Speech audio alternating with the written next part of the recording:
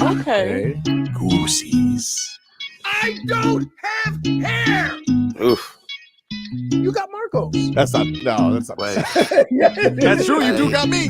Get over here, Marcus. Let me look at you. I don't want it. Tobin and Leroy, ready to deploy. Had to hit it with a little journalism, but that was a decoy. Better have about me, boy. Okay, Leroy and Tobin, hold to the show, man.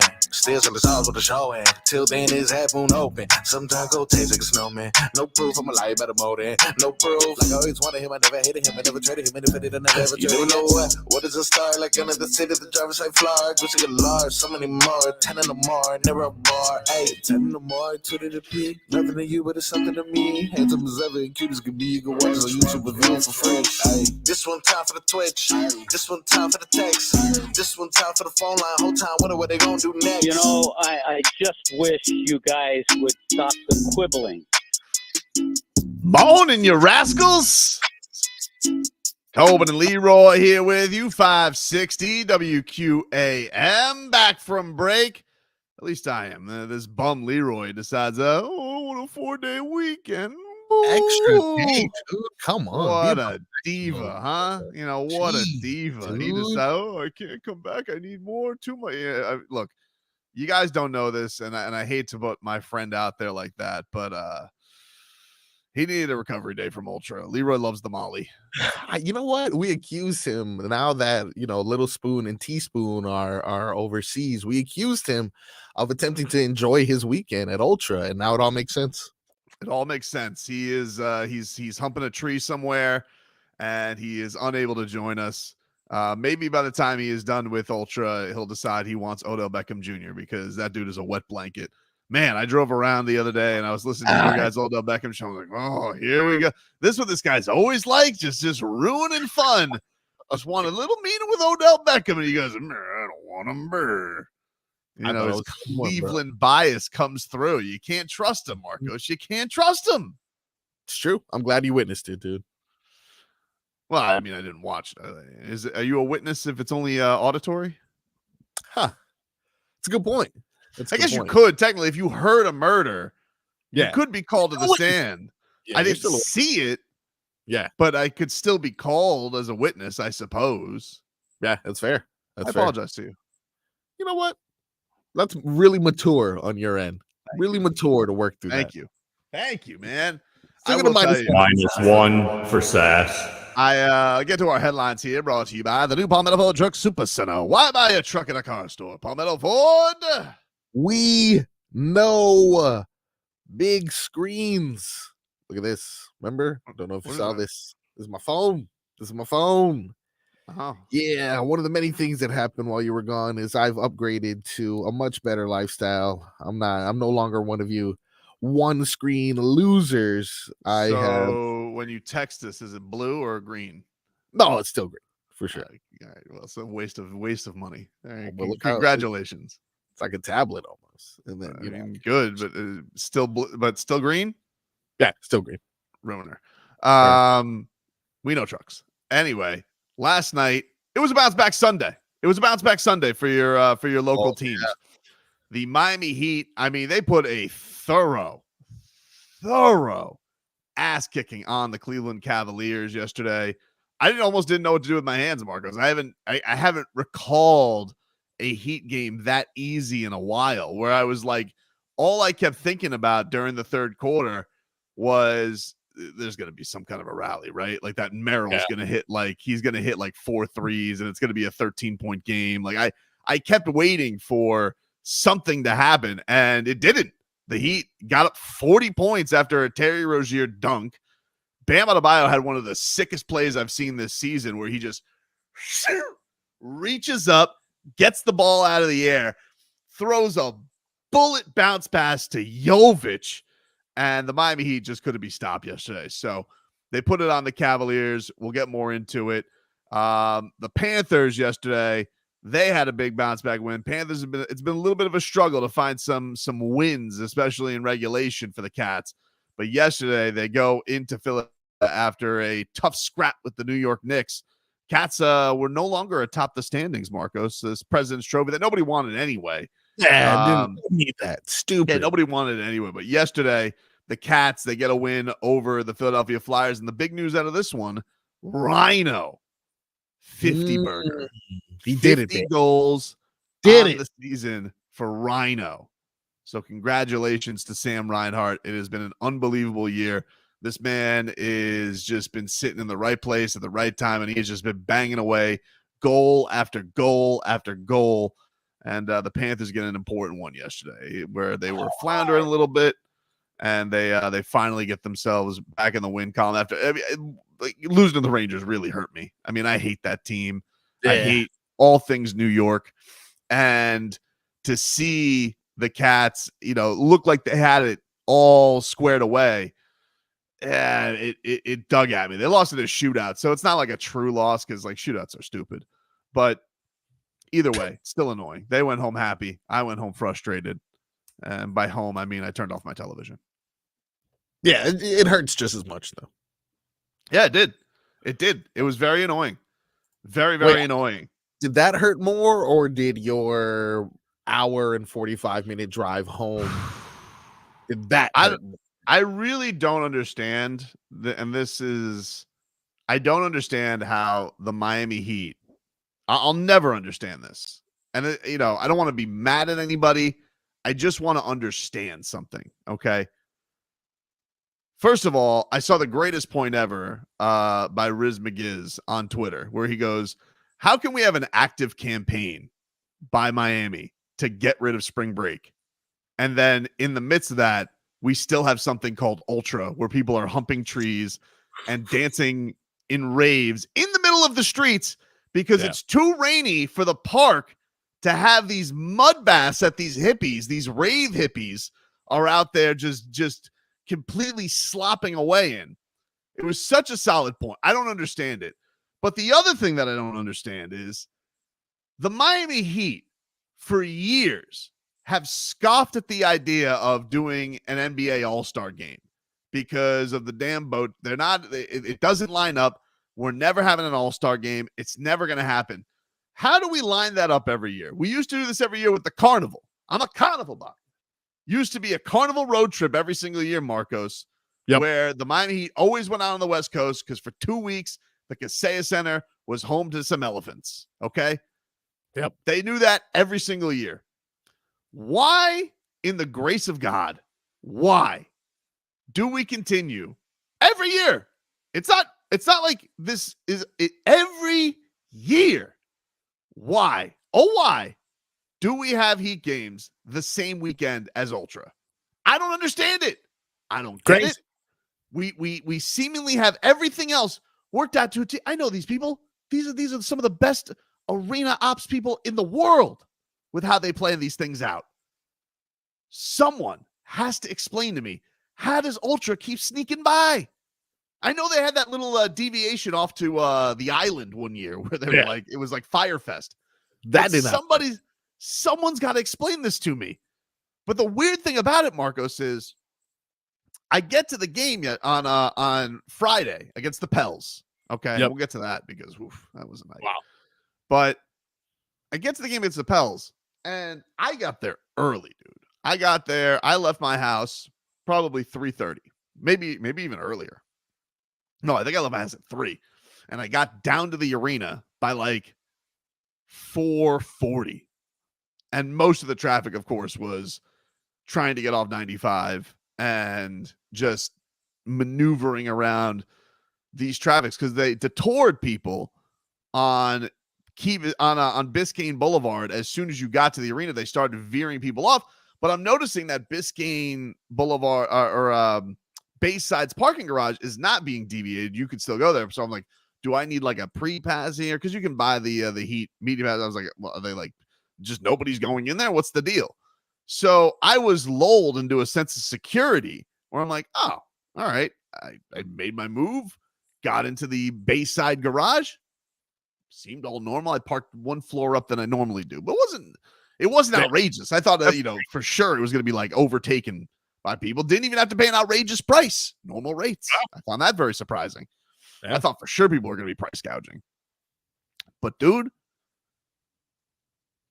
the Heat lose to the Pelicans. media still takes a while. It was a long time before Spo talked. Jimmy and Bam, they're speaking. All right, get out of there. I want to say it was like 11:15. Now, in the midst of all this,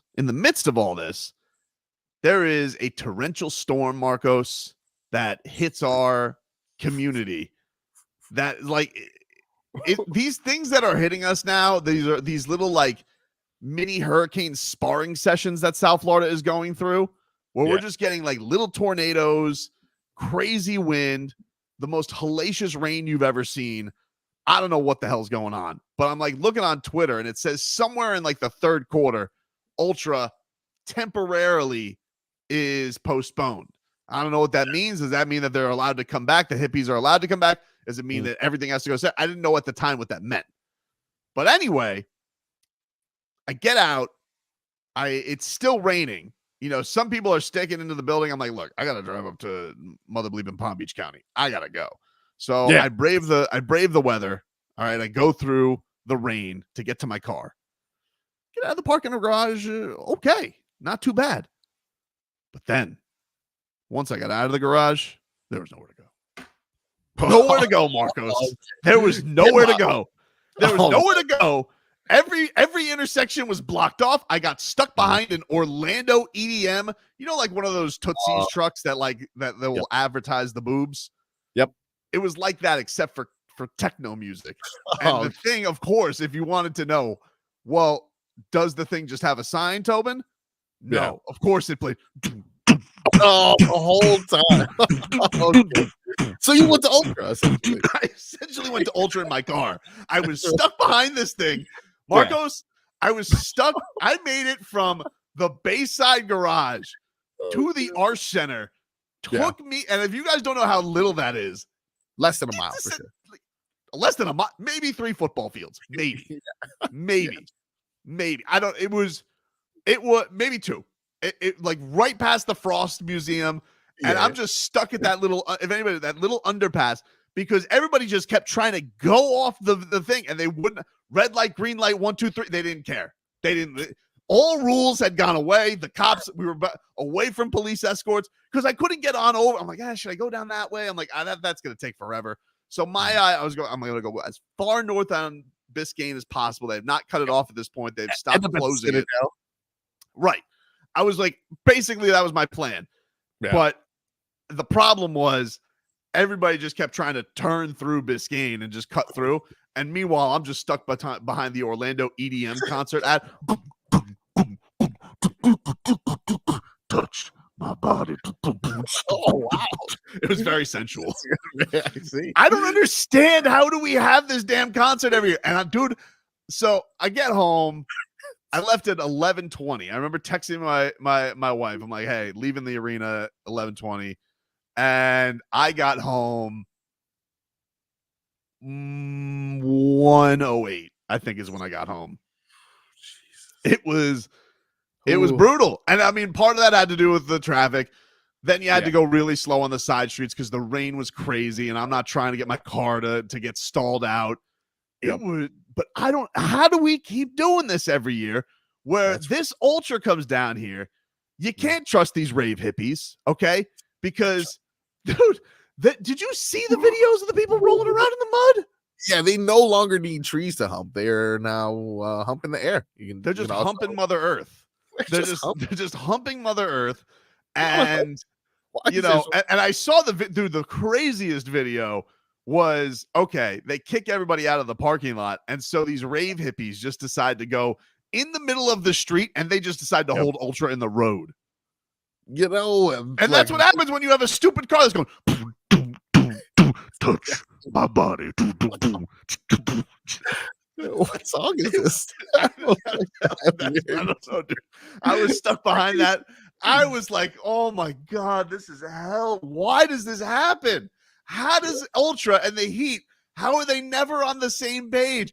And I also, Tommy Tighe told me Hamilton was also going on at the Arch Center at the same time.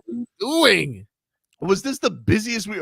No spring breakers, but by God, we'll have a week where there's Ultra, Heat games, Drake's down here, and Hamilton all at the same time. The hell is going on? That was rough. Crazy, Isn't man. the Miami Open at the Hard Rock Stadium as well? Yes. What's going on this weekend? Wow. That is rough. It- So the only question I have is, are you going to that Orlando show or Of course. Yeah. Have to. at this Have point? to. Dude, people, it's crazy. I remember when Leroy and I went to Vegas, they had like the EDM. It was a famous one where DJ Khaled got booed off the Great. stage. Yeah. And I mean, the amount of people just at like that at that point, like 12 Vegas time, that were just raving already and just like walking through the hotels with like fur boots, cheeks out. One dude was petting a shoe. He was like in the hotel with Leroy. He was in the elevator with Leroy, and he goes, "I love your shoe. I love your shoe." Like, I mean, these people are net, but that they were like, "Oh, the mud. This is great." Could you imagine? I mean, the amount of drugs these people are on, where they're like, "Oh, mini hurricane. Like, let me feel this creep into the skin." They just all the feels. You're not gonna get those people out of there. No way. And I mean, that's why you party in the road afterwards, because you still got 2 to 3 more hours left on these. Yeah, you can't. That's the other. You can't put these people in their cars if they did take cars. I couldn't even imagine being stuck on a train with the rave hippies. No, yeah, and at first when you were calling them hippies, I was like, wow, I feel like that's offensive. But after what I saw this weekend, rave hippies is completely accurate, dude. Completely accurate. It was wild. So to answer your question, yeah, I don't understand how this keeps happening with Ultra and the Heat, because and then so like I'm like, well, I'm not going to Sunday's game. I can't do that again. Yeah, I can't. I'm sorry. And then look, I got to just enjoy it, and then 10 o'clock, just turn it off, and I was happy. I was just like, that was great. No having to battle the rave hippies. And then you know what? Tuesday they'll there shouldn't be any. I mean, you never know. I mean, they could just be gallivanting around. But yeah, I've lost track of like what's the appropriate now. So Palm Beach is finishing spring break, but is like Dade and Broward on spring break now? I've lost track. This morning's Golden Glades. I don't know. Someone's on spring break. According to Golden Glades this morning, someone is everybody's still on spring break today, technically, but the teachers aren't. It's a teacher work day, at least up here. So the kids are off. They go back tomorrow, and then then I think everybody's back tomorrow. I don't know what the Dade one is. I'm sure somebody can hit us on the Twitch chat or something like that. Yeah. But we got a lot to get into. Exciting weekend, all rave hippies aside, and we'll get into it. We have Heat Knicks tickets to give away. We have them to give away every single day this week. So we will give a pair of tickets away to Heat and Knicks, and lots more giveaways to give away today as well. A fun week ahead. The Marlins open up their season opening day right around the corner. We'll take a break. Back with more for this.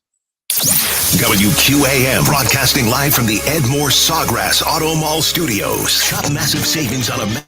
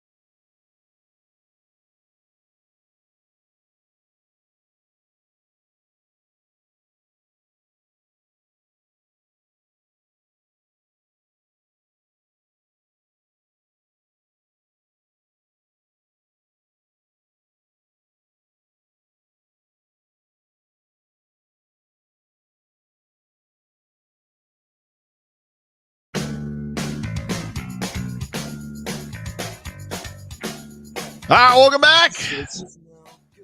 It's Tobin and Leroy here with you. Leroy will be back tomorrow, so it is just me and Marcos for the next few hours. We'll take you up until 2 o'clock. We'll mix bag it. We'll do all right on no. We will give out Marcos's game balls and game bums today. It's it's going to be a great day, everybody. It's going to be a great day. You guys can join in on the chat on YouTube and Twitch, Miami 56 WQAM. Good to see all of our favorites back. Timbo Slice, Dr. Remulic, Dr. Toboggan. We got all kinds of doctors that listen to this show, man. We are basic. Yeah, we're very sophisticated. Schmeathan. Apparently Schmeathan has been gone and now he has returned. Schmeathan, go listen, maybe. Schmeathan was not telling you guys to go to hell last week? Nothing, not even once. As much as I wanted him to be cursing me out on a daily basis, not even one time, Schmeathan.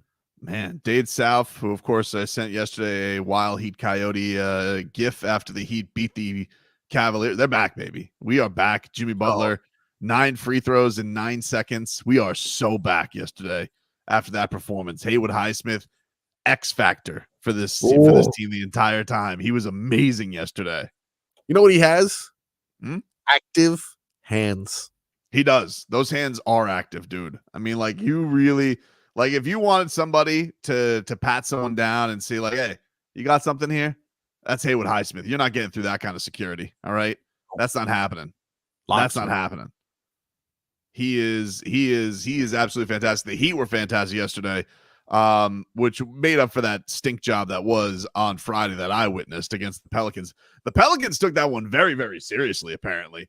You know, like all this talk, because Spo was asked before the game. He was like, hey, Spo, you expect any other shenanigans with the old Pels in town? And Spo, like, he like scoffed at it. It wasn't even anything. It wasn't even like anything close to the 90s, which is like, all right. So suppose he's dismissing it. He doesn't want to make it a thing. And meanwhile, the Pelicans were like, yup, does make us upset. We're upset. We're holding a grudge. We're coming in. I mean, Jimmy Butler just flat out said, we're going to beat him again, and we're the better team. And that did not happen. That did not happen. I witnessed what could only be described as the worst shooting performance I've ever seen in my life. Because, Marcos, I saw a mixture of Patty Mills and Caleb Martin. And you can throw Jaquez in there, too. I mean, not even close on these threes. It was incredible. And then you had, after the game, Najee Marshall, he was comment tweeting on a Heat versus Haters tweet. And he goes, what on the Jimmy Butler quote where he says, hey, we're the better team. And he's like, what? What did he say? I had my volume down. You know, so I thought he was being cute. You know, he wants Jimmy to repeat what he said. But then, like a coward, this Najee Marshall, because the Pelicans, they retweeted it. They then got froggy on Twitter, and they're like, we're the better team. And apparently Jose Alvarado walks into the locker room and goes, we're the better team. And they've been playing good lately. You know, props to the Pels, all right? Oh, really nice. Pelicans. But this Najee Marshall, like a mouse, he deletes the tweet. Coward. He's a coward. And you want to know something? Jimmy Butler was asked about it after the game. And you want to know what Jimmy Butler did? He stood by his word. That's what Jimmy Butler did. He stood by his word, because that's what Jimmy Butler does. He doesn't go running scared because of some take that somebody goes, oh, can't have that out there. No, that's not what Jimmy Butler's all about. If you're Jimmy Butler, you think you're just going to be like, oh, you know, I guess I shouldn't have said what I said. Najee Marshall got upset. No, of course not. Jimmy, from their coach to some of their players, they said they were fueled by your comments, obviously, in the immediate wake, saying you were the better team. Their social media had some fun with it. How much do you think it might have added fuel to the fire, sort of knowing how the NBA is played? I don't know. That's a good question. I hope it added fuel to the fire. Oh, that's fine. They had a great game plan. They made shots. They came in here and stole one. But I'm going to stick by what I said. We're still the better team. Can't win them all. We should have won that one. We damn sure should have. But stands by it. And where's Najee Marshall? Oh, I can't keep that tweet up. Is that he deletes it? Is that a picture of Nico in his locker? Just like a young baby Nico? Yes. Just right there. Yep. Wow. Nikola Jovic right there in Jimmy Butler's locker. New Brate. Man, Nico, what a third quarter he had yesterday. Wow. My God. Couple threes. Yeah, I mean, a couple threes. And then Drove that. it in. Oh, he's let me tell you something about Nico. Yeah, let me hear. You can't push him around on defense anymore. Oh, You can't push him around on defense anymore. And I got to tell you, yeah, maybe the nicest guy ever. Oh. This guy, Marcos, yeah, he gets out there early, right? nice. And he gets out there early. This is a Friday night. He's hobnobbing with the fans before because it's not his warm-up time yet. You have an allotted warm-up time. So he gets out there a little early. He's waiting for the people before him to finish their shooting. He's signing autographs. He's giving fist bumps. He's saying hi to security. He's saying hi to the fans. He said hi to your boy Tobes. He's like, I was like, hey. He goes, what's up, my guy? I'm like, whatever Brate, gives you my guy. It's just something about it. He's letting the kids dribble the basketball. He's like a Serbian Terminator teddy bear. Just so nice to everybody. You know what he's doing? What? He's enjoying the ride. That's what he's doing. What he's doing. He's enjoying the ride. Just the nicest young man. I root for that person. I really do. You know what? You won't be his guy when he finds out about Babushka. Well, I've learned that he doesn't know. I mean, very clearly he doesn't know. Or he likes the bit. I don't know. Hard to say. I don't think he knows, dude. I don't think he knows. Hard to say. It's hard to say. We don't know. Maybe he does. Maybe he's a fan of the show. I'm so proud of you, Nico. I was gonna say that's probably less likely. Probably just has no clue. Teach you treat people the way you want to be treated. You can't forget the little guy. Mama, it's so tiring of all these people I get to do autographs. Don't worry. If your right hand gets tired, sign with left. But make sure you sign every autograph, Nico. A woman of man of the people. Man of the people. Man of the people. But anyway, so I don't know. This Najee Marshall, they all were feeling very, very froggy for beating the Miami Heat. That was basically their NBA finals. So good for them. And Jimmy Butler, the Heat did not have a good game. They stunk up the joint against the Pels. They bounced back. Right now, if we could give a little update on the standings, because they got a couple more home games coming on up. Right now, the Heat sit 7th at 39-32, and they are a half game back of the Pacers, who lost last night. But the Heat have a game in hand. So the Heat could find themselves in 6th if they can have a nice winning week. Pacers this week. Let's take a look at their schedule. They got who do they got this week? They have the Clippers tonight. Oh, I mean, they're just Clippers. Apparently, there's a little drama going on there. And then they got James Harden's miserable again. What could he expect? Are you kidding me? Yeah, he's upset again. Get out of here. The train's never late on old James Harden being disgruntled. Jesus. So. You look, you got the Warriors coming in. Now the Warriors are like limiting Steph Curry's minutes all of a sudden. So I like that. And I think they just got jumped in the play-in. So it's a big game for both teams coming up on Tuesday night with the Warriors rolling into town. D Sizzle says, Heat not going to win too much in the playoffs. Highsmith is your leading scorer. Well, that's a guy who just looked at the box score, isn't he? I mean, could you just say I didn't watch the game yesterday, D Sizzle? Wow. That's rough. Why do you think so? Why is that something that's only because you're just so not in tune with what happened yesterday. Like Bam and Jimmy Butler didn't even have to ride it out in that game because it was such a blowout. They got just taking the basketball from the Cavaliers like it was nothing, and they decided, you know what, fast break bucket for somebody else. But D Sizzle wants to tell you not going to win that way. Well, yes, you what, D Sizzle? I disagree. If the Heat play tenacious defense like that, that is their key to victory. But you be a grump. And Najee Marshall, do me a favor, dude. If you're going to be a coward, put your thumbs away the first time like we can't see it. Because Jimmy Butler stood on his word. He may look like an idiot because he just keeps giving guarantees that he doesn't seem to be backing up. But let me tell you something. He stands on his word. Yeah. That I respect. I respect that about Jim VP. He may have said it's that time, and they've been like 500 since he's declared it's that time. But I don't care because he stands on his word. And he may have just lost by 25 to you guys and said they're the better team. But you want to know something? He says, facts be damned, we're the better team. What That's did you right. do? You had your thumbs out for like 3 seconds. Your field mouse thumbs. You coward. Anyway, we'll take a break. Back with more to this. This hour of Tobin and Leroy is sponsored by Miami Lakes Auto Mall, Kendall Dodge Chrysler Jeep Ram, home of the 8th.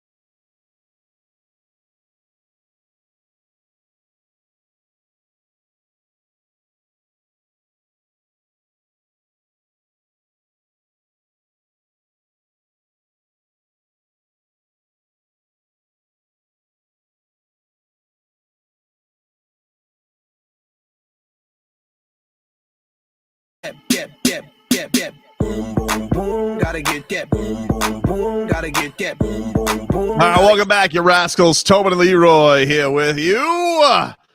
Hey, our Dave & Buster's gift card giveaway is back. We got a $250 gift card that you could win to see the tournament, the Heat, the Panthers, and more. To enter, go to WQAM.com/contest. Dave & Buster's. Eat, drink, play, watch sports at Dave & Buster's in Hollywood. Who doesn't love a fun time at Dave & Buster's? If you guys are just tuning in, the Panthers and Heat both getting wins yesterday. Panthers, they beat the Flyers 4-1. Sam Reinhart, he hits his 50th goal of the season. We'll get to it in Cat Talk coming on up. And get to that. Mike McDaniel, he spoke to the media this morning, Marcos, at the owners' meetings in Orlando. So this is the time where you get a you get a sense, Marcos, could be some rule changes. Could be some owner snippiness. Sometimes that goes back and forth where the owners aren't very happy with each other. Yeah, was there some sort of interaction last year between Kraft and Jerry Jones of some sort? Every year, yeah, I feel like every year there's always an interaction between those two. Like they're always fighting with one another, and getting into it with one another. So I don't know, but the big thing we're going to be probably listening to is Chris Greer. I think we'll meet with the media at some point this week. Mike McDaniel met with the media this morning. Not too much stuff as far as news is concerned, but he did confirm that the Miami Dolphins have made an offer to Odell Beckham Jr. That apparently in the Dolphins' eyes, the meeting went well. Yeah. And that OBJ, the Dolphins are trying to bring him into the fold and add him to the team. Of course, I love this. I love the idea. We asked this last year when he was hobnobbing with the Ravens. And we asked, did Odell Beckham tickle your guys' fancy? And the majority of people said no. And I think that was a little bit with, the idea that, come on, we already have one of the best receiving duos in the league. What do we need Odell Beckham Jr.? But I think that the Dolphin fan now looks and says, man, we need to beef it up a little bit more. We need to beef it up a little bit more. And, I was sitting here and I was listening to Leroy last week, and we'll get into this tomorrow when he's here, of course. But one of the things that I think he's missing, Marcos, is, he's like, well, Odell Beckham's not going to be happy, with the certain amount of catches. First of all, he's getting up there. Odell Beckham, you want to be happy. You want to be in a good place. Who doesn't want to be down here to do, was that down here vacationing when, the Giants fans were going nuts about it. All right. So everybody loves being down here. We're definitely seeing that. I think Drew Rosenhaus told, was it Joe, I think last week, where he's like, a lot of my clients took less money to be here. They want to be here. Because if you're going to be somewhere, you're not going to make the money that maybe you once did. You want to be somewhere where you're happy. And I think you saw the Miami Dolphins. This is probably where the Stephen Ross, tie break of best facilities, best treatment of players, all that stuff.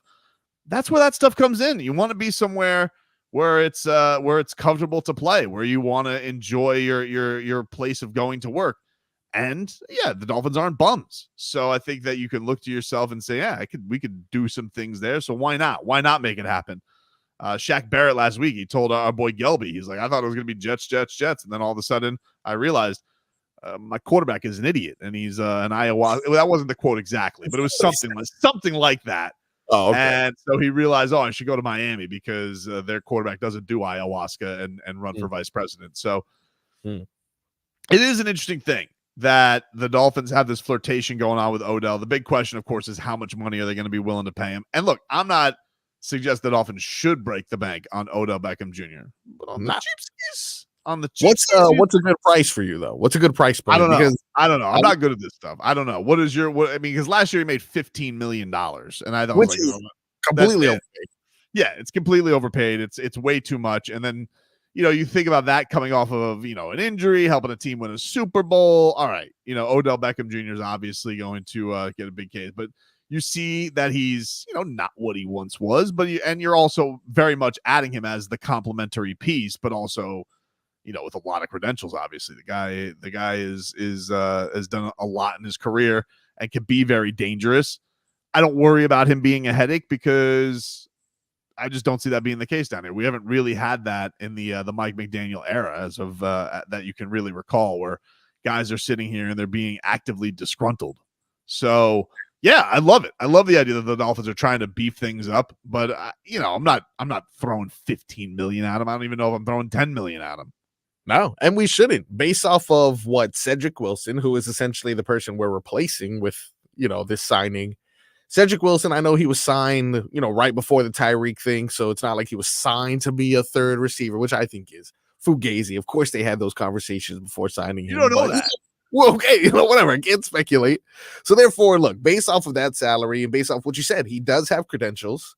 So you can't just pay him what you'd pay a rookie third string wide receiver. Not to mention the fact that he does have that veteran. Everyone talks about how Zay Flowers outperformed him. Well, what else did Zay Flowers do in that championship game?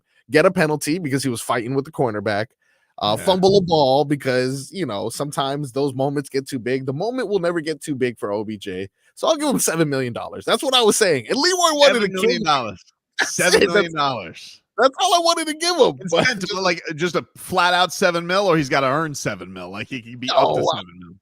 I'll give him the $7 million. Just he's earned it. Also, wow, it's fun to have. Hey, a guy. So you look at his Wikipedia, you're like, that guy deserves. Look at what he's done. Look at what he's done. How much does Jason Sanders make, dude? Give this guy $7 million is what give him. Jason Sanders. No, the thing that I like about it, honestly, man, is I do think the Dolphins.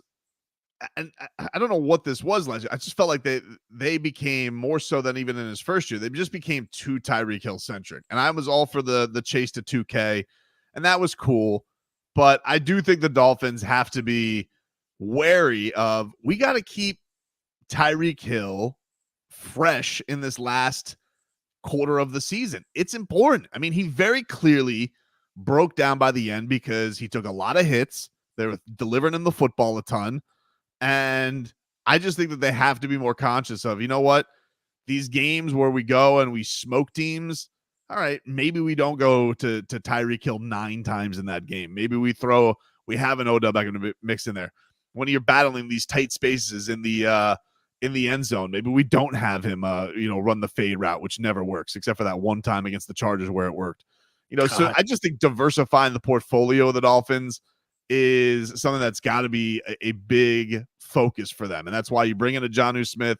That's why, the Dolphins are out there still probably even scouting weapons and seeing what they can bring in. When Mike McDaniel was at this Texas day, when he saw, Xavier Worthy, he's like, 40 records. How is he not tickled by that? Yeah, for sure.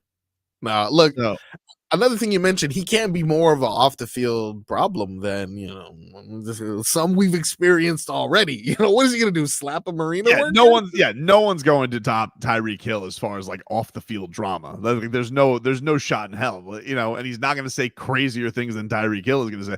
And anyway, you're probably going to look at Odell Beckham and be like, this guy's mature, which is kind of crazy for a guy who proposed to a field goal net.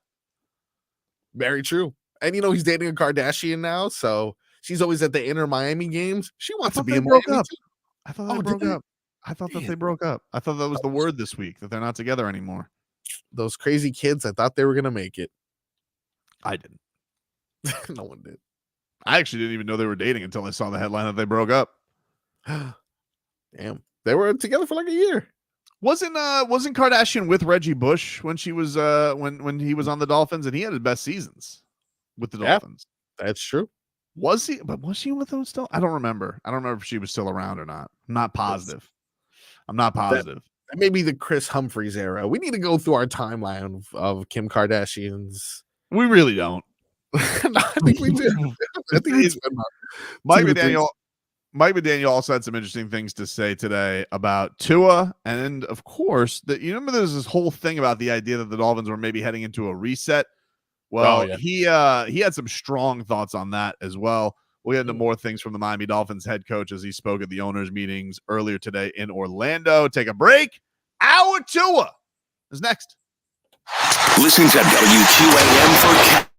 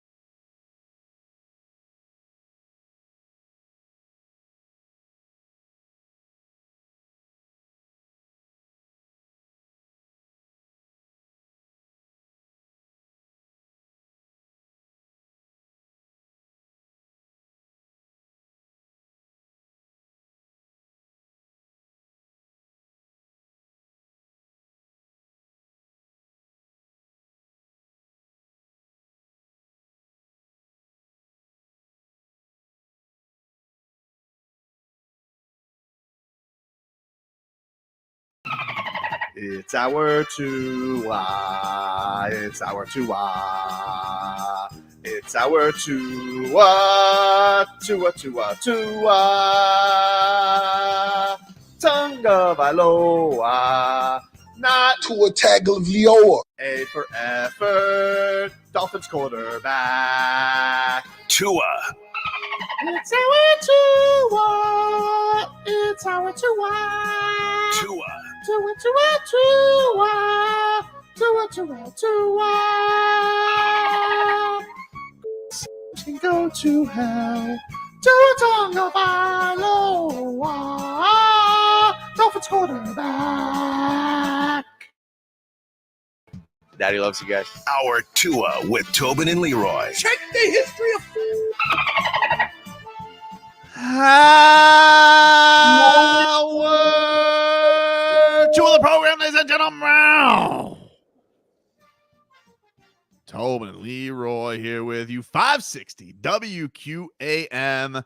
Take you up until 2 here on the program. Let's get to some headlines brought to you by the new Palmetto Ford Truck Super Center. Why buy your truck at a car store? Palmetto Ford. We know trucks. All right, here we go, ladies and gentlemen. As far as our headlines are concerned, the Heat, they win last night over the Cavaliers, 121-84, 37-point victory. This is crazy, Marcos. Did you know that was the first time the Heat had a 40-point lead in a game since October of 2021? I saw Tim Reynolds tweet that out. I was like, wow. Yes. Not That's up by a the 40-piece since the opening game of the 21-22 season. Bucks. Bucks, yes. Nice. Yeah, I've been quite some time. That's what we're going on damn near 3 years. Wow. Yeah, I think that was after the Bucks. So I think that was after the Bucks won their Fugazi title, and the Heat they jumped them after getting swept, of course, that year in that Fugazi postseason. Reminiscent almost of the Heat in 2012 when they had the shortened season, the Christmas season. They believe the season opened up on Christmas against the Mavericks on their ring night. And the Heat, LeBron, D-Wade, Chris Bosh, who turned 40 yesterday. Happy birthday, Chris Bosh. Oh, wow. Smoked the Mavericks after, of course, the embarrassing performance in the finals by LeBron that year. Previous. So the Panthers, they bounced back, beat the Flyers 4-1. We'll get to some of that. They lost to the Rangers in a shootout 4-3 the day before. Marlins, they have opening day coming on up. Interesting stuff for the Marlins with their pitching staff. Marcos, a couple of things that are interesting to note. One, Sixto Sanchez made the team. So that is some great news. Has not been throwing quite the gas that he did before shoulder surgery, but did touch 99 once. And apparently has looked pretty good. So the Marlins are going to have Sixto in their pitching staff, which is going to be off to a very interesting start. 4 lefties in the rotation to start the year because of the injuries. Jesus Luzardo gets the ball on opening day on Thursday. You got AJ Puck, our boy, who joined the show a couple times last year. He has gone from closer to starter. And then you got Ryan Weathers, Trevor Rogers, friend of the show. And then the thought is Max Meyer is going to be the last piece of the rotation for now, another Marlins top prospect. So that is the interesting thing. There are some guys that the Marlins are looking at who are coming off of injuries, and hopeful that they can bring him something. And, Meyer, Rogers, and Sixto Sanchez, the depth is there. You're just a little bit wary on the timing of these things, of all of them will work out. So keep an eye on that. Meanwhile, the NFL has just announced that they are banning the hip drop tackle at the owners' meetings. This was, I think, expected.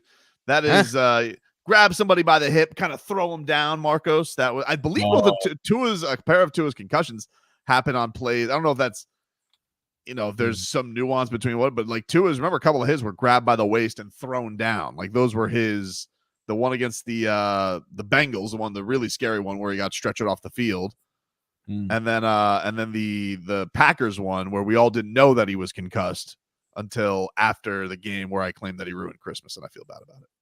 Oh, very, very bad. Yeah.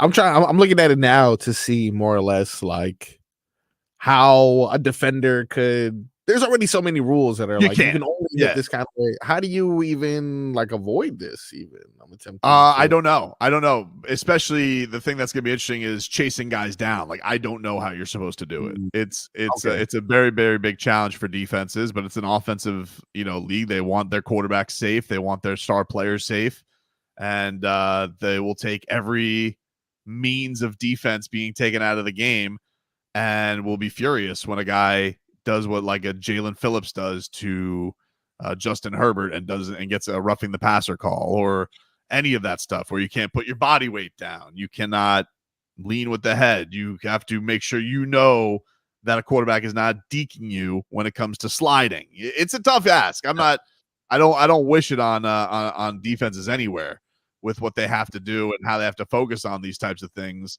But I think this was thought of because of people just getting thrown to turf and things like that. Yeah, you see that. You go and you grip it around the hip, you drop it with your weight down, and you throw him down. Like that's essentially what happened to Tua. And he got thrown around like a rag doll.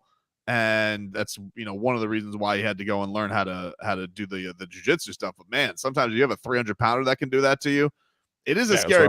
Really know what you're supposed to do for your head health on that, but even that, there's been other injuries with guys hurting other ligaments and things. So you see in the drop here in the middle, I can imagine you're as a offensive player, you have two choices. You either go down on your shoulder or head, or as you see in the drop here, your leg can get caught up there and then breaking. I think that's what happened to Andrews in Baltimore.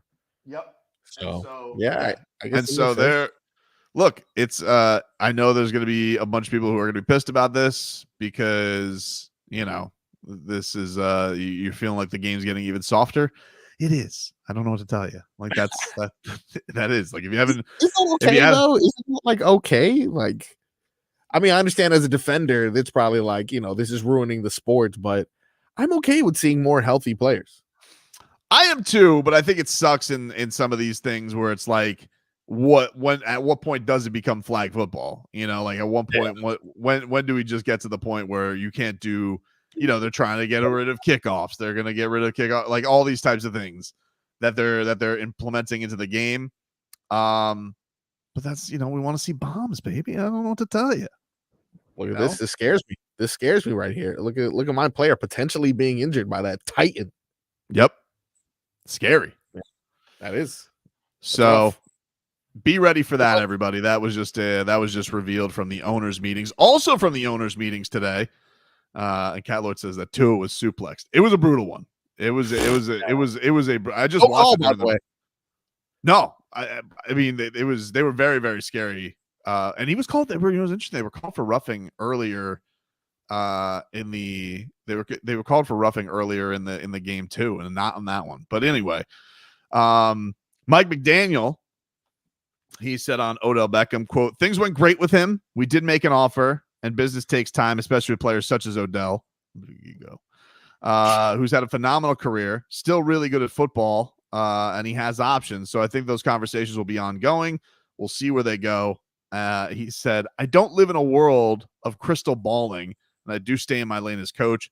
I'm definitely ready to coach him if we can come to an agreement, and I think both sides are trying to work towards that. We'll see what happens." So we'll see where Odell Beckham ends up, but I do like the Dolphins. I like them at least going. This is one of those things where with all the moves that have gone down for the Dolphins, losing Christian Wilkins sucks for sure. But I think they've done a pretty good job with some of the replacements that they've gone through. Now, that still remains a very big hole for sure. But I think, the other pieces that they've had to either replace or, going to get it Fuller for Xavier Howard or Poyer for Brandon Jones or Shaq Barrett to add to the pass rush. Jordan Brooks. I like a lot of these moves. I don't think that this defense is going to take that big of a step back. So, and obviously, you'll get reinforcements at some point, maybe at the start of the year, maybe a little bit into the season from your two star pass rushers with JP and Bradley Chubb coming back. So, by the way, I saw Jalen Phillips was at the Miami Open yesterday, rooting on Coco Gauff. Oh, nice. Yeah, I mean, you made it seem like he's going to be back for week 1, but he is progressing pretty fast. Science. quick. Science is progressing. Science is progressing, and so is Jalen Phillips. You can't rule it out. I will rule it out. No, you can't rule it. I mean, but you can't. For sure, I will rule out that he's going to be available for week 1. How do you know? But you don't know. It's crazy, dude. But you don't know. I don't. You don't know. But I'm not ruling it out. I'm saying, yeah, maybe he won't be ready, but maybe he will. Hard to say, dude. I'm just saying we can't just be all of a sudden at this point. I don't know. Mike McDaniel also said he was asked about the idea of the Dolphins. Remember, it was reported that the Dolphins were in a bit of a reset year after the Christian Wilkins thing went down. Be prepared for a Dolphins reset. Yeah. He said, zero thought to this is a down rebuilding or whatever those words are. That makes zero sense to me. I like that. I like that too. And I think that's true. Like when people are coming out with, the Dolphins are going to go into this, I'm like, what? Look, losing Christian Wilkins sucks. I'm not going to disagree with you there, but the idea that the Dolphins are all of a sudden waving the white flag on the division all of a sudden, I would strongly disagree with that. And the idea that the Dolphins were going to all of a sudden tuck tail and try and get themselves gathered. No, there's no shot that you do that, especially with Tyreek Hill being at where he's at in his career, and who knows how many more years he can give you doing what he's doing. I thought all of those reports were really, really stupid. Not as stupid as some of the other stuff that I saw over the weekend with the mock drafts that were coming out for the Miami Dolphins. I did see that. Yeah, that was really dumb. I was like, I don't know about that. Really, really stupid. Really stupid. And Mike McDaniel had some interesting things to say about his quarterback, Tua, because it was asked, do you think that he'll hold out? Well, we'll tell you what old McCochin had to say about that coming up next. Get out of here. Hold out. This hour of Tobin and Leroy is sponsored by Miami Lakes Auto Mall. Kendall Dodge Chrysler Jeep Ram. Home of the 8,000.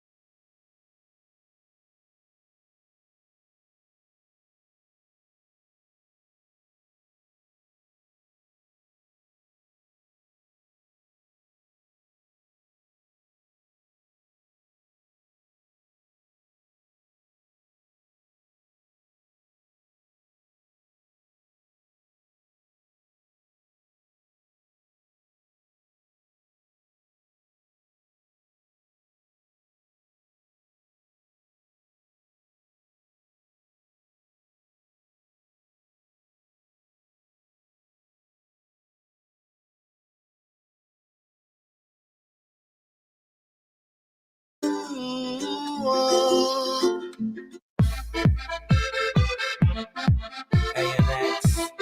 Hello, Fernando. All right, welcome back. Tobin and Leroy here with you. Leroy will be back tomorrow. We'll all be together again. I don't know what I did there. Hey, Marcos, can we get a weather update from the Demesman and Dover law firm? YourAccidentAttorneys.com. Free consultations 24/7. Call them up at 866-954-MORE. Yeah, let me all head over to the Windowplex. What is that? That was my Leroy impression. That wasn't good. He yells as he goes to the Windowplex. Oh, you know what? Usually I look up the weather where Leroy is. This time I'm gonna look up the weather where you are, sir. You ready for this? Sure. All right. Partly to mostly cloudy. A high of 79. Winds out the east, 19 miles per hour. You got higher wind gusts possible today. So higher than 19 miles per hour. Be very, very careful. There is a 4% chance of rain and about a high of 82, a low of 71. And I believe most of South Florida is reflecting those same conditions at the moment. Thank you, Jim Cantodi. Wow. All right. That was pretty good. Point for Javon Holland has weighed in on Twitter on the new tackling rule banning the hip drop tackle. He says, breaking news, tackling banned. That's about where I thought Javon Holland would be with that. I've seen I saw JJ Watt has weighed in. I think he is, let me get this exact tweet from him, Marcos, but JJ Watt is not happy about this either. I can imagine all defenders are going to be upset with this for sure. He says, just fast forward to the belts with the flags on them. What shocking. That's a JJ Watt's tweet about this. What are some penalties or new stipulations that have been added to like affect the offense? I feel like every penalty that comes up is usually something restricting the defense from doing something. Mm-hmm. The only thing I can potentially think of that was even like thought of was that whole tush push situation. And last week they determined that they were just going to keep it legal. They're not banning it. Yeah, I don't know. I don't know. I haven't seen anything offensively that they're going to do. They did just approve that you can get a third challenge by only having to get one of your first two right. So you can get a third challenge in pocket. You don't have to get both of them right. That you can get just one of them. So there you go. That is those with the challenge rules that they have going on right now. And apparently what?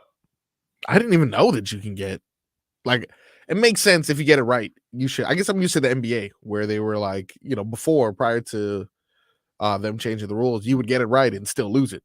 So yes, you get one regardless. You got one regardless, which is why Eric Spoelstra never challenged. It's why he never challenged. He still doesn't like to challenge because you can only get it if you get it right. And then like half the time on these NBA replays, I don't think they know what the hell they're doing.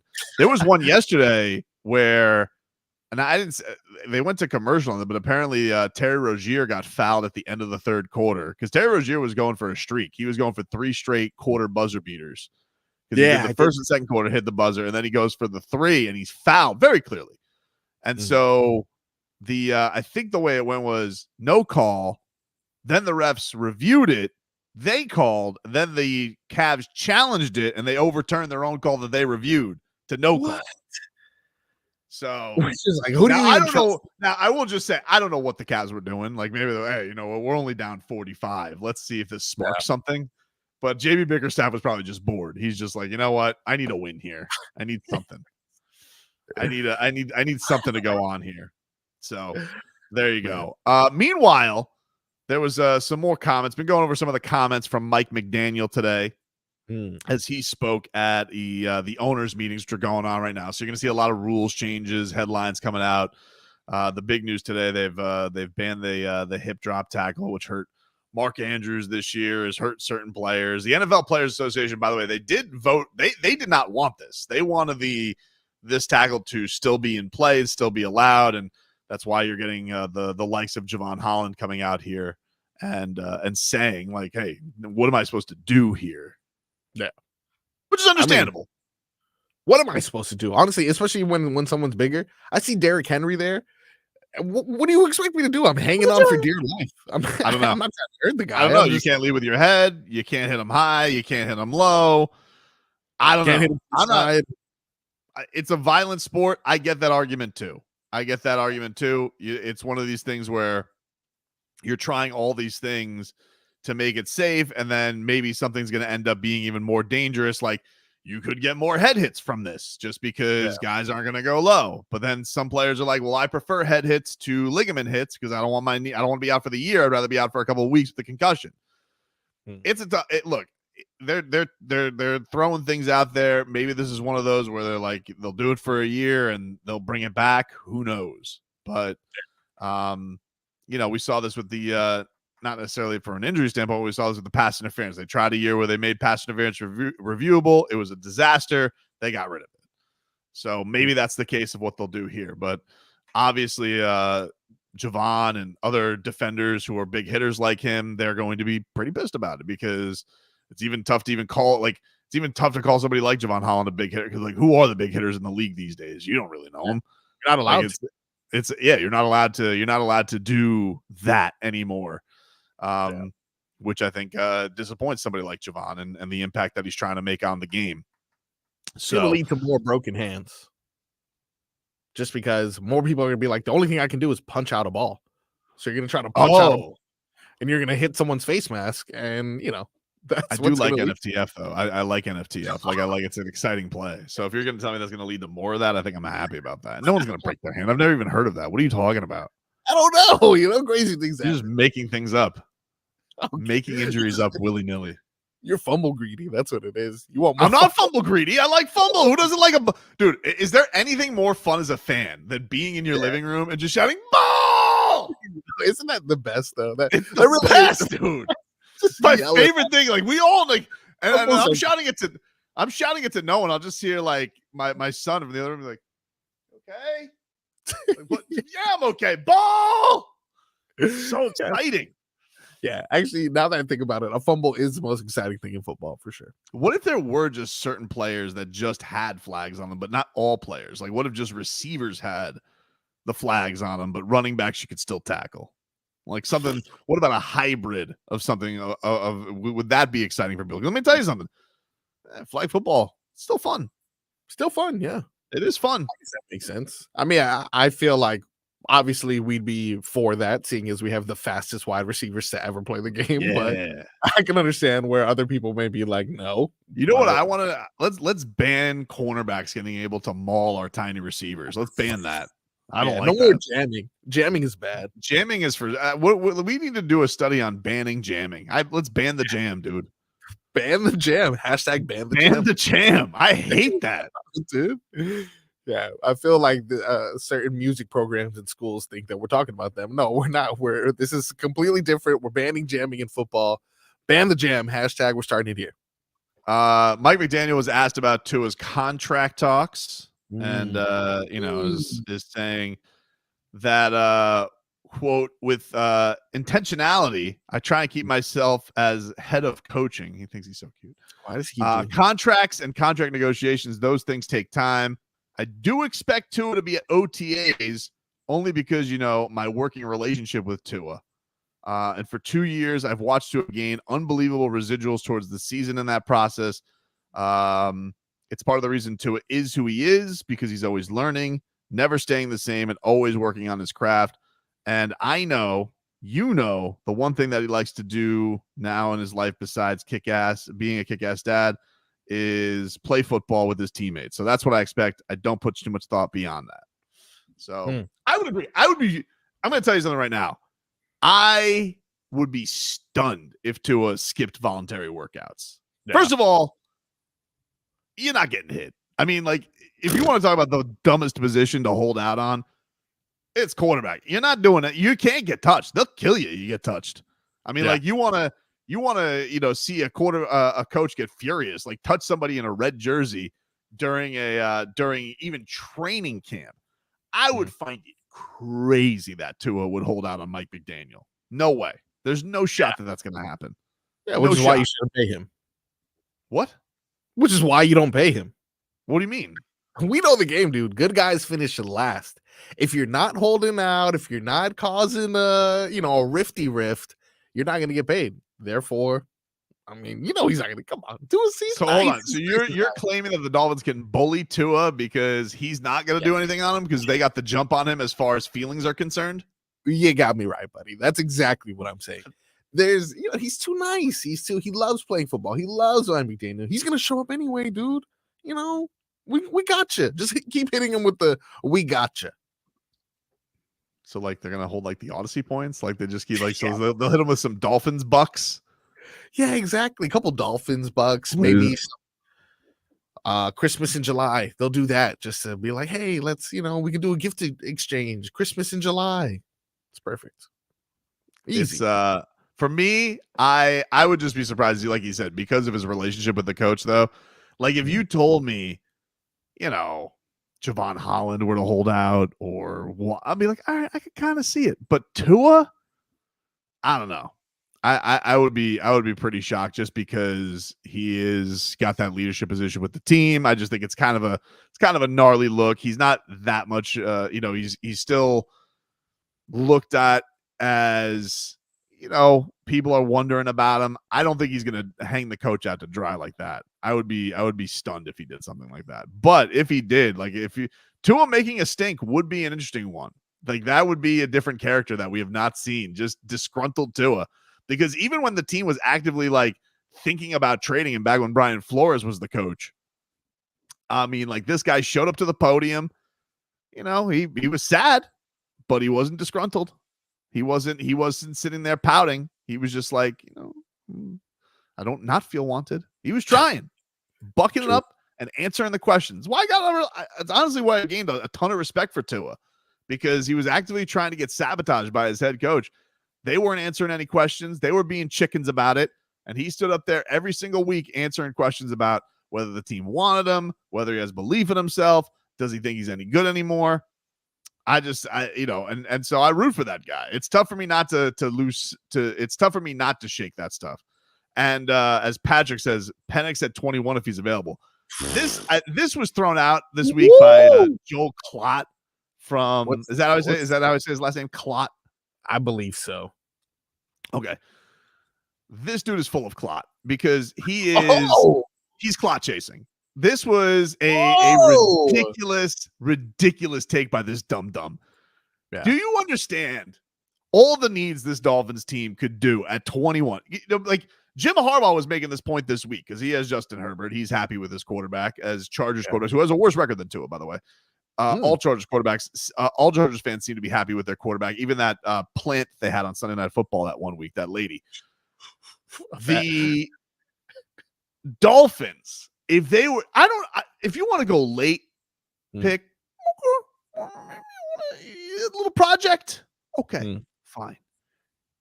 I'm telling you right now, dude, if the Dolphins took a quarterback at 21, I would be like beside myself with how stupid that is. With all of the needs,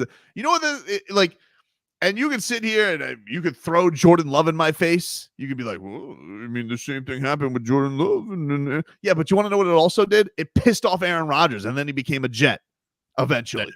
So how can we sit here, Marcos, with all the needs this team could do, bolster in the offensive line, fix a replacement for Christian Wilkins, hell, get some more weapons. It's Mike McDaniel's first round pick.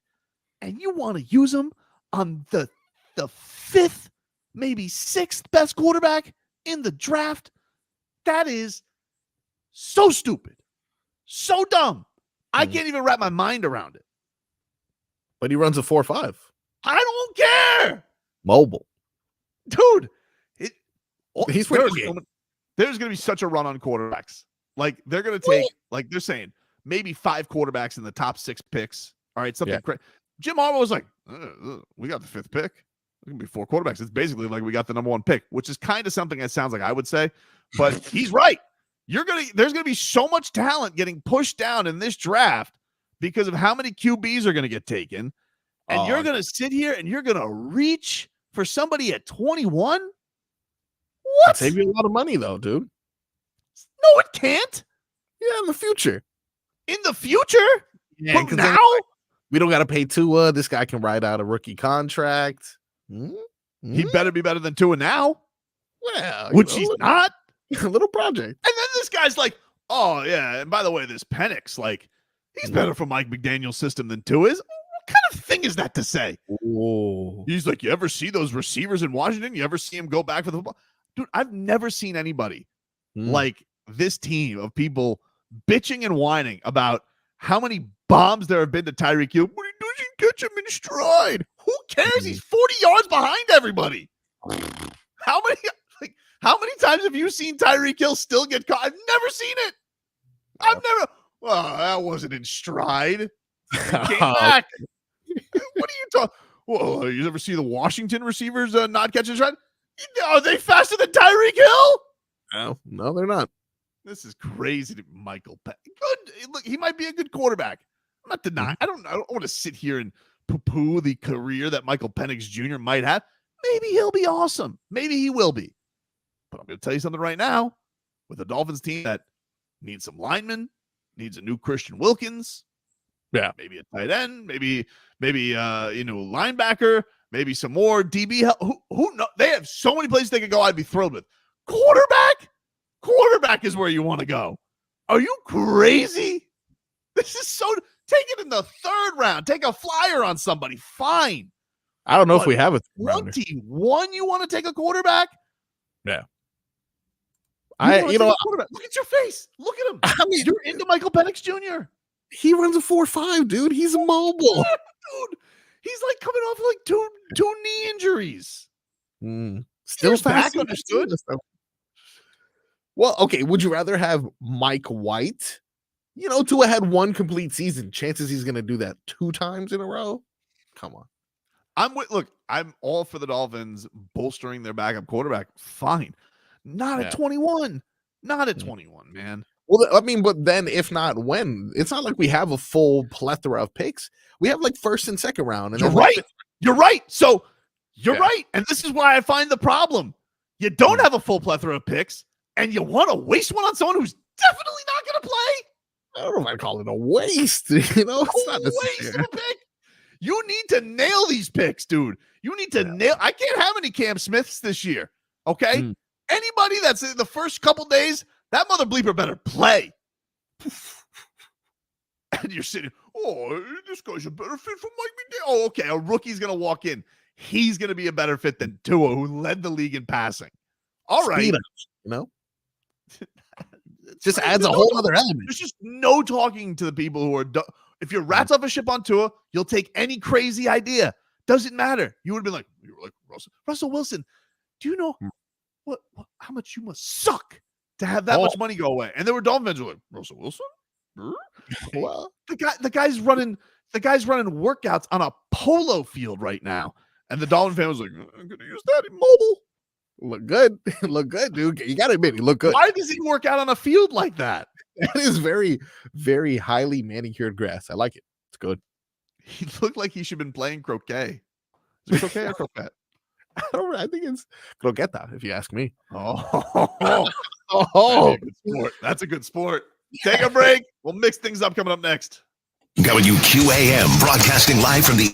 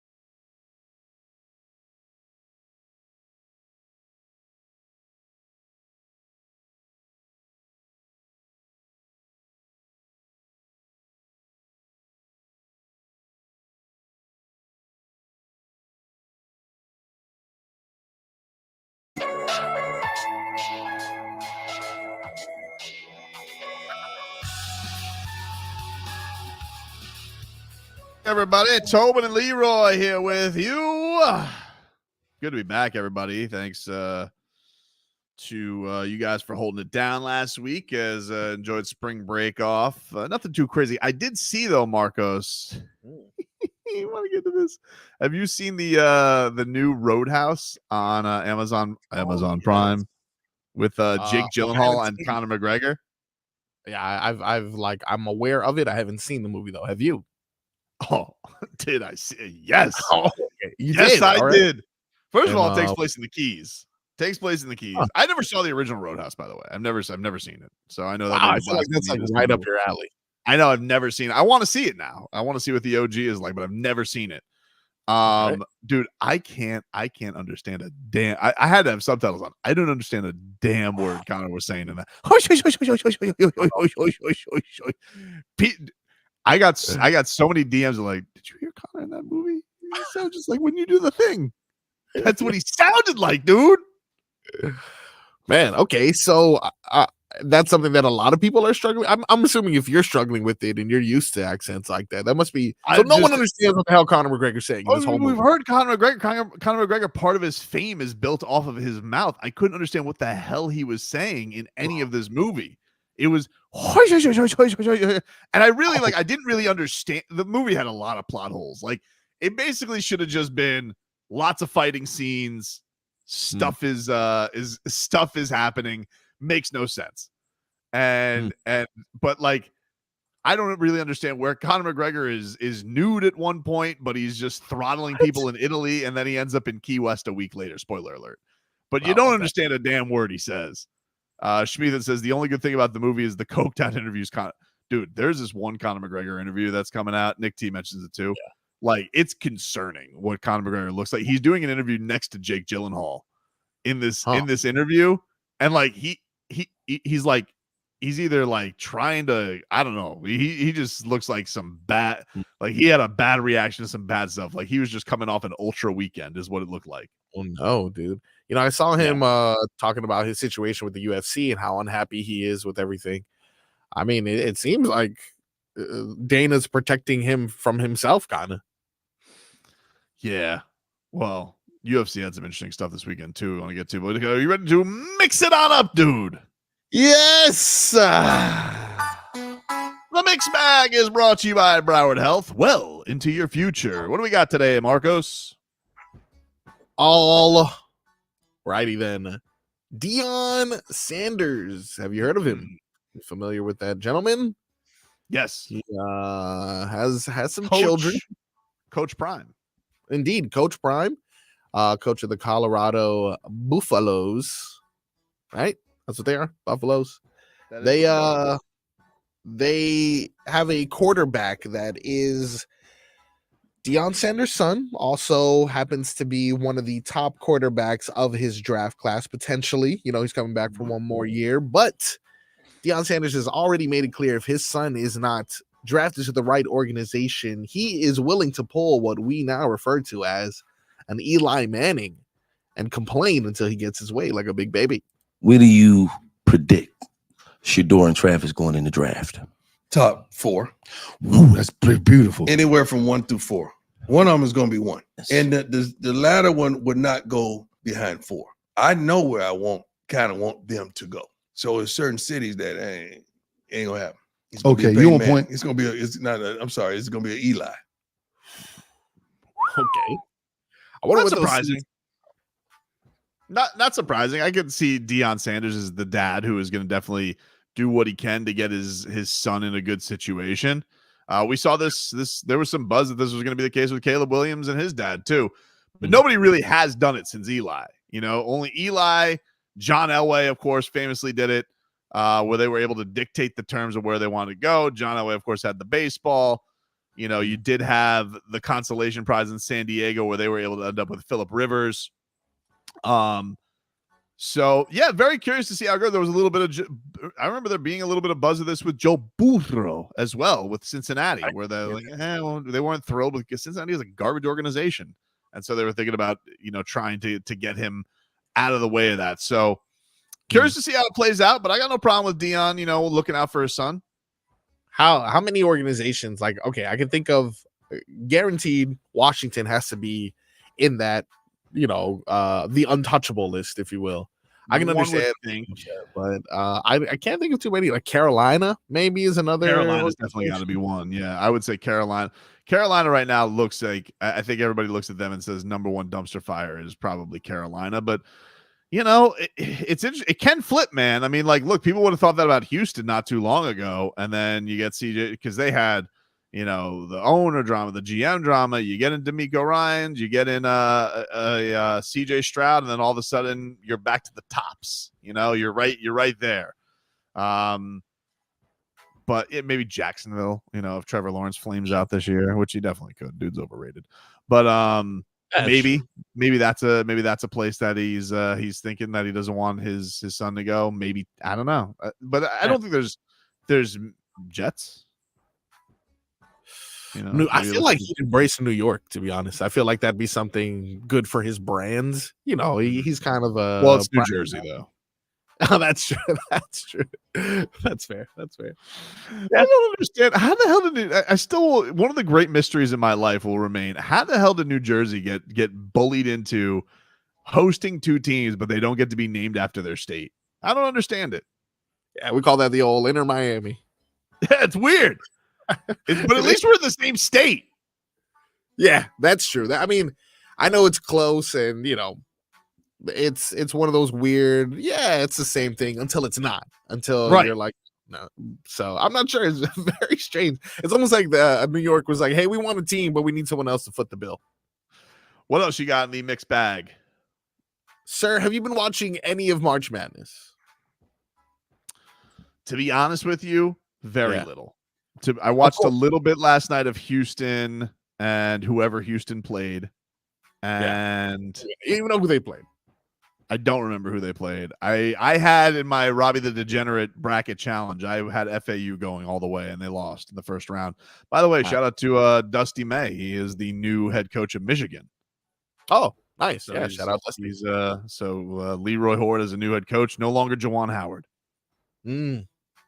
But anyway, what do you say? So what do you got? So one of the reasons why, of course, locally we haven't been locked in is the lack of South Florida presence. You did mention FAU, but other than that, no Canes. We're typically one of the worst markets always for when it comes to March Madness. Like ratings wise, interest wise, just not a thing. We'll ride on to a local story, but there's not that. There's not really a lot of Cinderellas. I saw all the 1s and 2s advanced. Yep. So it might make for a really great Elite Eight Final Four, but there's just has there been any crazy buzzer beaters? I feel like I would have seen that on Twitter. Yeah, nothing amazing. One thing that has been amazing though is something I probably paid more attention to, and that's honestly the women's tournament. Caitlin Clark speaks on the popularity of the women's tourney as her, Angel Reese, Juju Watkins, and a few other players are I've seen more women. It's been honest, like just perusing social media, I've seen more stuff in the women's tournament than I have the men's. Which is great. I mean, look, as long as that fake Cole Swider for Oakland. Oh yeah, that guy who put like 10 threes in one game. Yeah, impressive. That's what Caitlin Clark had to say about the popularity of the women's tourney. I don't know. There's been like a lot of little moments. I think just the crowds at our games, but also just like the people screaming and like wanting our autographs, like people just scream my name constantly. And I think that's something that really never gets old or something you never take for granted. I think even like when you're out and about, like doing your own things, living your personal life, the people that come up to you and like really support your team and understand the game. I think that's the coolest thing. But I think also just in general, like the excitement around this tournament, like it's super cool. Like people are more excited about the women's side than the men's side. And I think that's obviously something that's really never been the case before. And it's cool to see how it's evolved. Like when I first started this, when I was a freshman, like we couldn't even use the March Madness branding. And now to see this, and really it's just taken a whole nother level, and I expect it to continue to grow this year. And I think that's the coolest thing for myself. Yeah. I mean, she's doing better numbers than some of the men's tournaments. It's great. Like she's the biggest star left there is, I don't know. I did though on Friday, I did get Jamal Kane Train. He was on Oakland. He was on Oakland before he came to the Heat. Of course, Kendrick Nunn was on Oakland. And nice. He came to his warm-ups after they bounced Kentucky and was peacocking and wanted to rub it in Bam's face.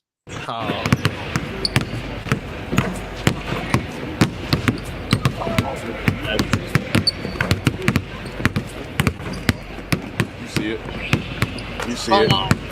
Tell Tyler and Bam to get with me.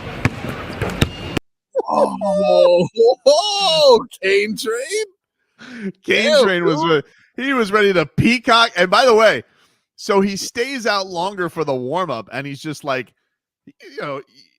Kane Train, your warm up time is done, and then all of a sudden, as Bam walks out, he just starts doing some more layups in his t-shirt above it. Oh yeah, of course, of course. And by the way, the coaching staff was giving him such a hard time, be like, you don't count. You have like 5 colleges. You don't count. Oh, he goes, oh, I count. He goes, oh yeah. He's them. like, I better not see a Marquette shirt. Oh, even though he did go to Marquette too. Buxton. You wear whatever shirt you want, Kane Train. Yeah, honestly, look, he's earned it. Kentucky just has to eat this one, man. It's not that big of a deal. It happens every year. It has happened with them quite often. They have been getting bounced. What else you got in the mixed bag, Marcos? Caitlin Clark talks about fans yelling out her name and how you never really get tired of that. I can imagine that was the same sentiment felt by Phoenix guard, newly signed Isaiah Thomas, back in the league.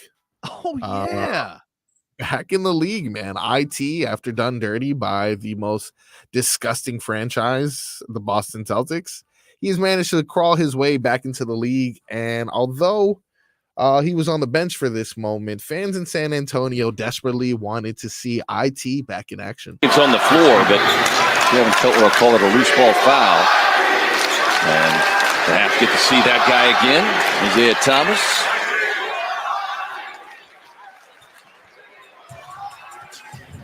Chants rain from San Antonio's arena. We want IT.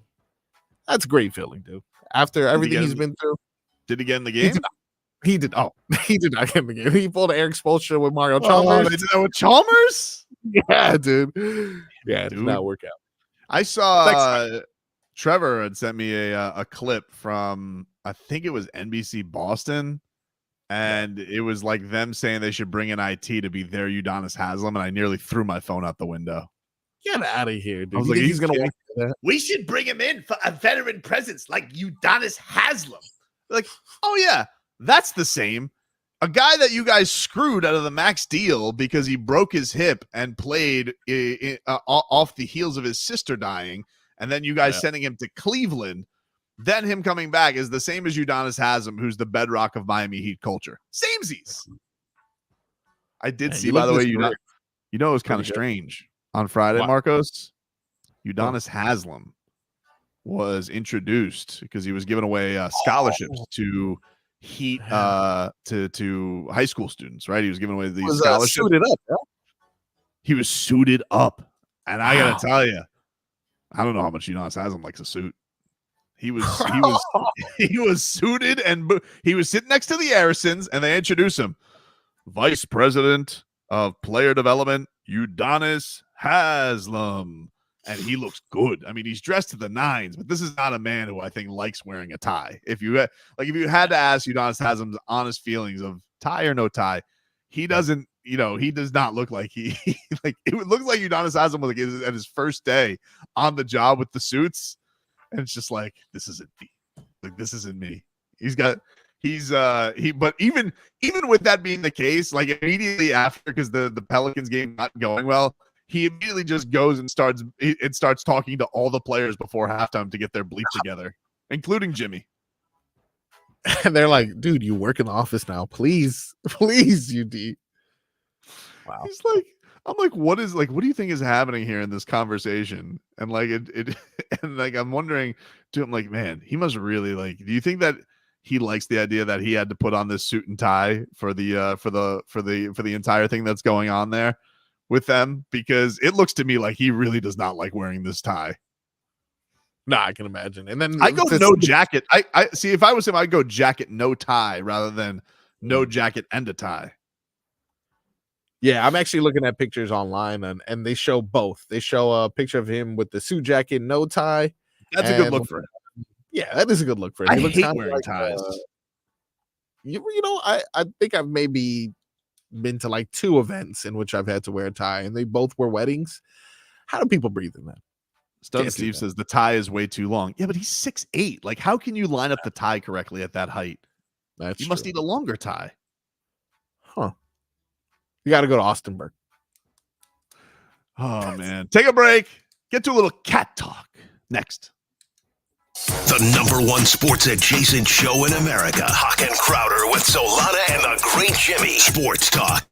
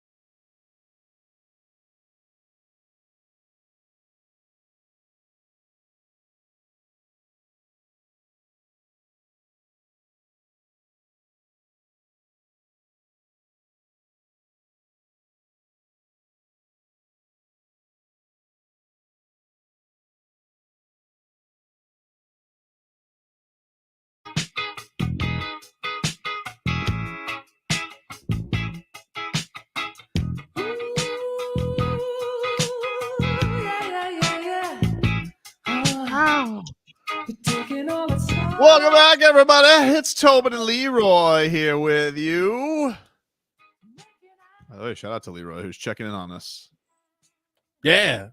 Nice. You always get at me, Leroy, for texting on days off, and now all of a sudden you got some takes to have on UD's tie. Very interesting. The quibbling will be strong tomorrow, my friend. I'll tell you that much. Let us get some cat talk here. Brought to us by our friends over at Celsius. Hockey fans, don't sit this one out when it's game time. Make Celsius a part of your play and get that energy up. Game day is fueled by Celsius Essential Energy Drinks, the official energy drink of your Florida Panthers. Yes, the Cats win last night 4-1 over the Philadelphia Flyers. Cats now back up to 97 points on the season, a mere point behind the New York Rangers, who got past the Cats in a shootout. It was a tough one. I will say, Artemi Panarin, Breadman, you don't got to do your boy Bob like that, man. I mean, listen, I thought you was friends, baby. And he was giving Bob the business. Carter Verhaeghe gives the Cats the lead, and then Artemi goes, take it right back. And so they even things up, get into the shootout, and Cats come up short there. So they lose 4-3, but then they bounce back with a big-time win over the Flyers on the road. And the Flyers, I think, have gotten the Panthers the last couple times. So nice to get a little revenge. Yeah, so nice to get a little revenge against them. And the big story out of this one, Sam Reinhart. Rhino, dude. Do you have the calls here, Marcos? Sam Reinhart last night. He hits the 50-goal mark, but he got things going early, giving the Cats a 1-0 lead in the first period for goal 49 on the season in a game where the Cats did not have a lot of shots on goal, but they made the most of their work. Here is the call, Doug Plagans on the Cats radio network. Cousins snaps it rink wide for Lundell, giving him on to her, hops in the offensive end, left circle, Lundell, Reinhart, right circle shot, he scores! Sandstrom got a piece of it, but not all of it, and Sam Reinhart has the Panthers on the board, just past the first period's halfway point. Sam Reinhart finds the back of the net for the 49th time this season. 1-0 Panthers, and that's exactly what the Panthers were looking for here in this first period. Yeah, we're able to get out to a lead, which has been nice because the Cats have been falling behind in these games. Vladimir Tarasenko, then in the second period, the new Panthers acquisition, he'd put them up 2-0 with a power play goal. So much like the Rangers game, the Cats did get out and storm out early. They just wanted to maintain this one. Thankfully, Carter Verhaeghe comes out in the third period. He puts the Cats up 3-0. So then the Flyers go empty net with like 4 minutes left or something like that, Marcos. To try and get an advantage. They get a goal, but it wasn't enough. They could not start the rally because Sam Reinhart, he would get his historic 50th goal of the season. Only the second person in franchise history to do it. Only the third time it's been done. Pavel Bure doing it both times previously in Cats history. But here was the call last night. His 50th goal of the season, an empty netter.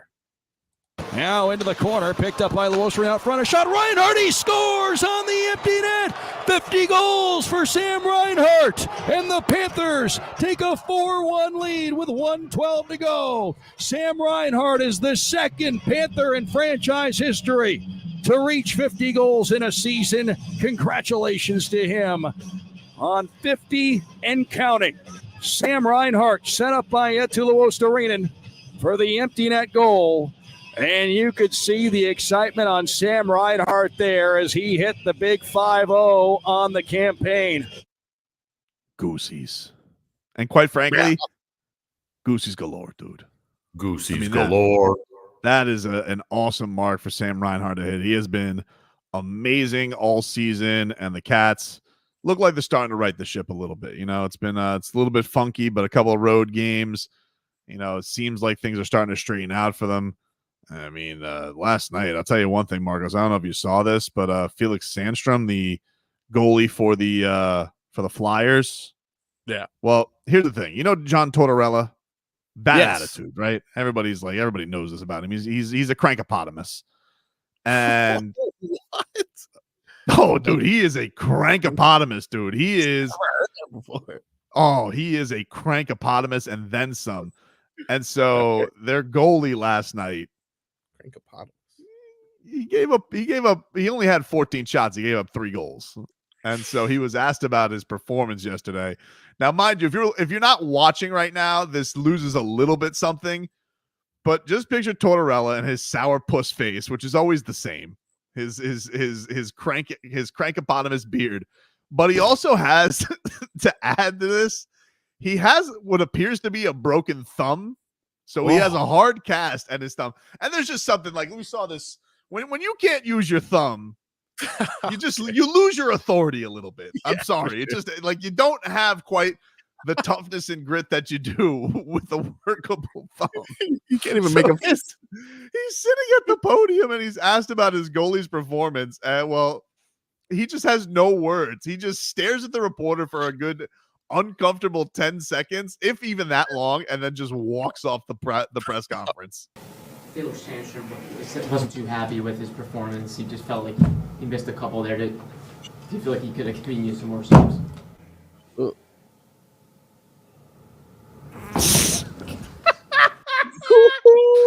he just goes and he looks at the reporter. He goes, excuse me there, Tots.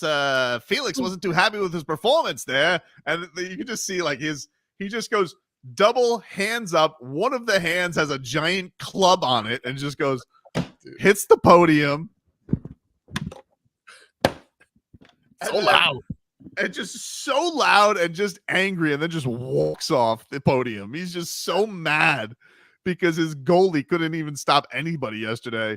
Meanwhile, he goes empty net with 5 minutes left in the game. Paul Maurice would never. Paul Maurice, oh my God. Well, Paul Maurice probably. How did he break his hand? Yeah, how did he break it? Just his thumb. I don't know. Here was Paul Maurice yesterday after the win. At 6 o'clock. So it was hard. And then we had a bunch of guys out of our lineup. So, it wasn't going to be pretty. We weren't selling tickets here tonight, but they played hard. Anthony Stolarz was outstanding. Nico Mikkola. I mean, that guy was an incredible find for our team. You see, he went corner to corner heavy all night long. Sam Reinhart, 50 goals. Such a rare thing in a player's career to be able to score. He had a year that scored 50 goals. That puts you in an elite class. So I thought we feel like we've had a whole bunch of adversity lately, and we kind of need it to be at our best. So there won't be a lot of video that we use in terms of perfect style or play of our game. We won't brag about what we were trying to do. But we had some hard efforts out there, and really happy for the team, but for those 3 guys. To elaborate on Sam Reinhart, what does the number 50 represent?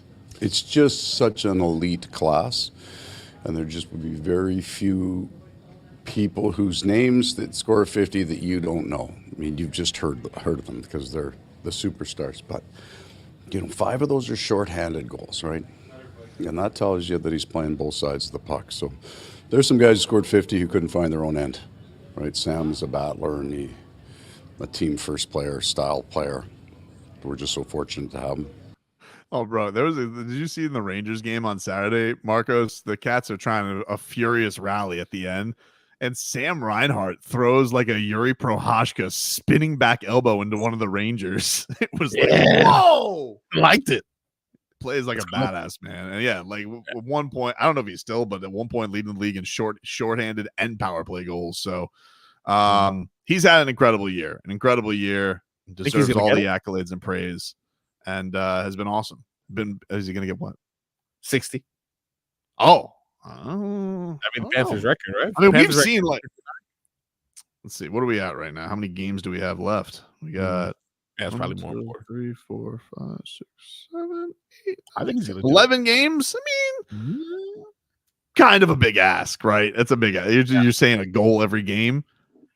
No, he can skip 1 game and just get 2 at least. Sometimes he does it. Sometimes he does that. Fair enough. Tortorella. So, by the way, I think he's fresh off of a suspension because he refused to leave the bench after getting ejected. Oh, okay. So he just refused. This guy doesn't want. He refused. And I mean, it's just, and I don't like him because he was so mean to Bobrovsky in Columbus, Now, at the time, I didn't care because I didn't care about the Columbus Blue Jackets. But then Bob and I became boys. And You're not mean to my guy. That's not. I'm not accepting of that.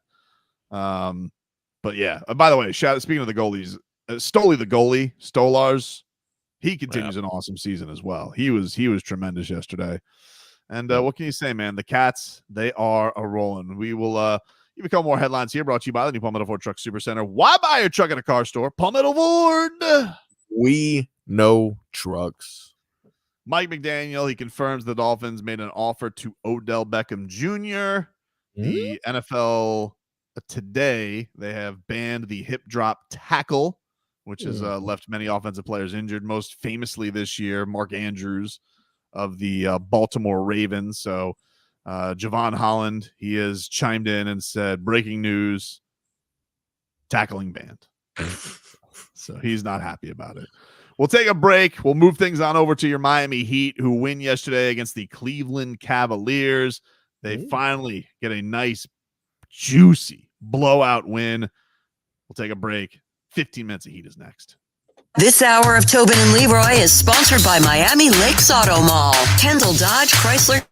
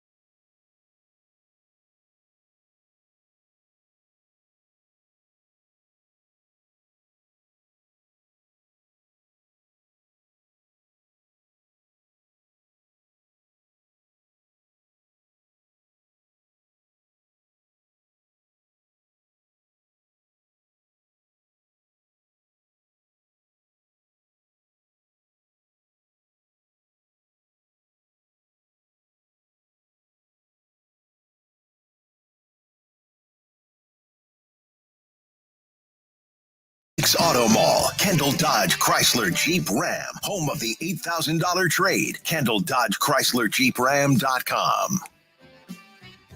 15 minutes of heat for your ass right here on 560 WQAM. Your Miami Heat victorious last night against the Cleveland Cavaliers. Smoked them yesterday. Just whooped their ass up and down that court. Fantastic night last night from Bam Adebayo, from Jimmy Butler. What a concept. Because that's what you need, man. Like yesterday, you get the news, no Jaime Jaquez, which he's been dealing with a knee and an ankle. Maybe has dealt with some of his struggles lately because he has not looked like himself. Caleb Martin has also been playing through some stuff. Tyler Hero, we don't know when the hell he's going to be back. He got an injection on his foot, so we have no idea. He's not even on the bench.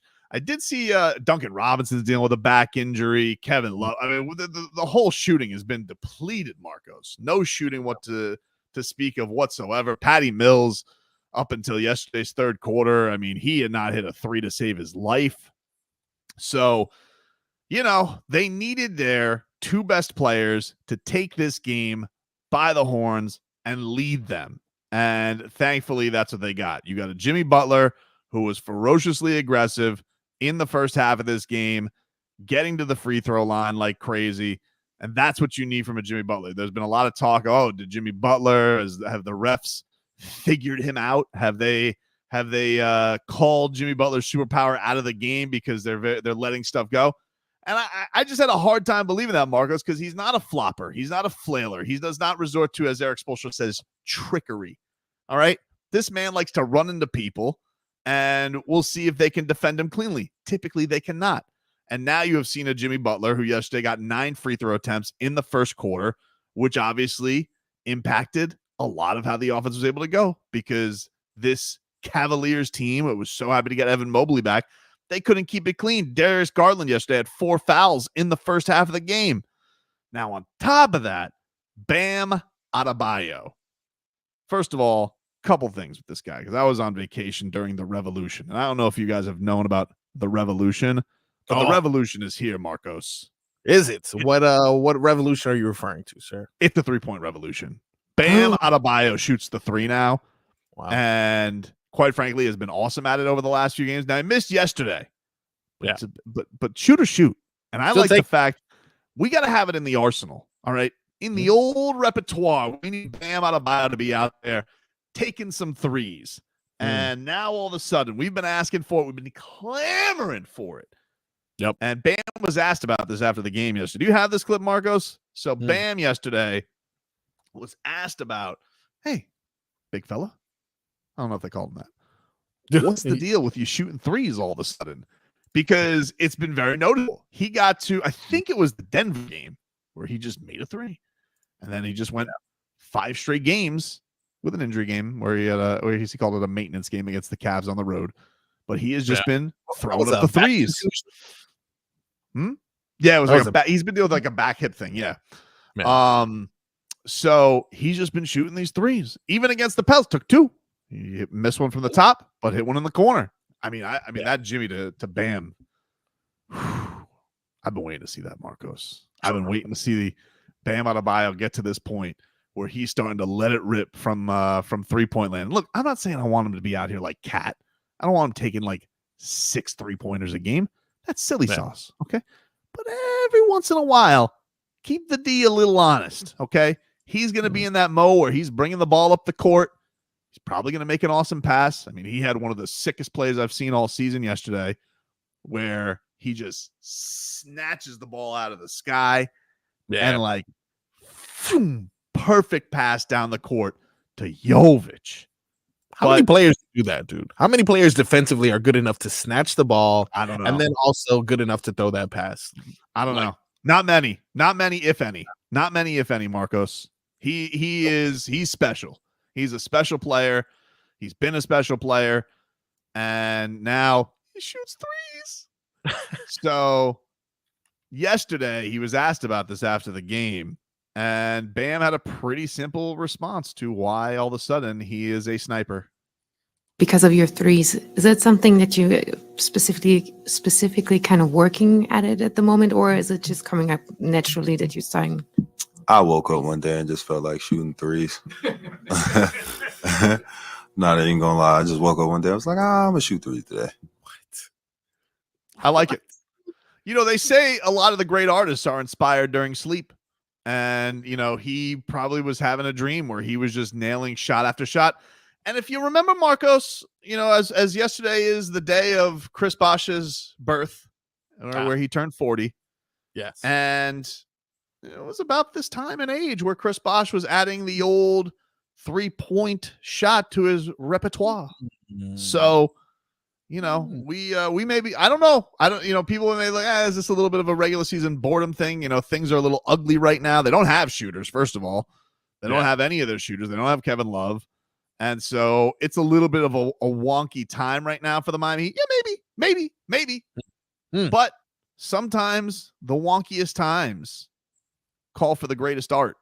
And now all of a sudden we are seeing him paint a canvas with a long brush. Well, I got a question for you, sir. While you were gone, you know, I was kind enough while leaving the ship, because, you know, you're a boy, to interview some heavy hitters, all right?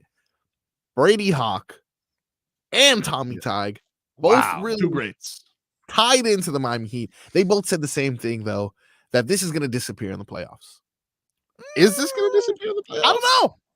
I don't know. Well, here's the thing. It's not like we're saying that he's going to throw up a ton. Even Jimmy in the playoffs doesn't throw up a ton he throws down more. So is it really that crazy to say, hey, bam, instead of one mid-range shot, you're throwing in one 3-point shot? Is it crazy? And then maybe one game he's feeling it. So I don't agree with that. I think that Bam is getting into a point where he's confident. You know, you don't know until you know. And you just put it in your back pocket. Like Chris Bosh, when he unveiled, he had that game against the Hawks where it was triple overtime. Just put that in the back of your head. That he gets hurts the abdominal muscle. He's not banging as much. And so what happens in the Celtics series? Well, boom, all of a sudden the 3-point shot's there. And it becomes a bigger weapon for him. So you don't know until you know. And I just think that the idea that Bam Adebayo, all of a sudden it's going to go away, I don't know. He's got the ball in his hands a lot. And when he operates in that space where he's trying to facilitate the offense, I don't think it's crazy for him to throw it up every now and then. We've been waiting. 26 years old. This might be the time. A little easier on the body every now and then. You throw up a couple threes. I'm all for it. I don't know if it's going to disappear. Can you imagine Duncan Robinson and him on that give and go with him being a 3-point threat? That's the next evolution, is it not? You know? Wow. A boy can dream. A boy can dream. Now, let's hear Jason Jackson last night. This was the call. Bam Adebayo, sickest play of the night. Do you have this? You're giving me a look like you don't have this. Did you not? I do not have it. I apologize. No, I was getting the Bam thing, and I'm a failure. So there's that. But if you give me 37 seconds. Leading the ship, he says. There you go. You know, back in the back. Leading the ship. You know what? Don't worry about it. But all right. Yesterday, it was a big day because Patty Mills hit some threes. Okay. And we've been waiting. Do you have Patty Mills and the greatest thing that's ever been produced for our show? Do you have him saying that? Indeed. All right. Well, you get that. Yesterday, who doesn't love an accent? And I've been part of, people always say, hey, Tobin, you like accents too much. And I would say, define too much. Who has said that? People, you just like that person because Bob sounds cool in Russian, and you like Gogi because he sounds like that in Slovenian, and you just like Patty Mills because he's got a great Australian accent. And while I can't deny what you're saying, also, who doesn't love a good accent? And so yesterday, the Heat, they posted from their locker room, Marcos. Yes. The celebration, the breakdown, if you will, which is, 1, 2, 3, Heat, 1, 2, 3, family, 1, 2, 3, win. Whatever. We saw this last year with Kevin Love. Lead us, Kevin. Kevin Love would bring us. Lead us. Yeah, I remember that one. That was good. Well, it was Patty Mills' turn yesterday.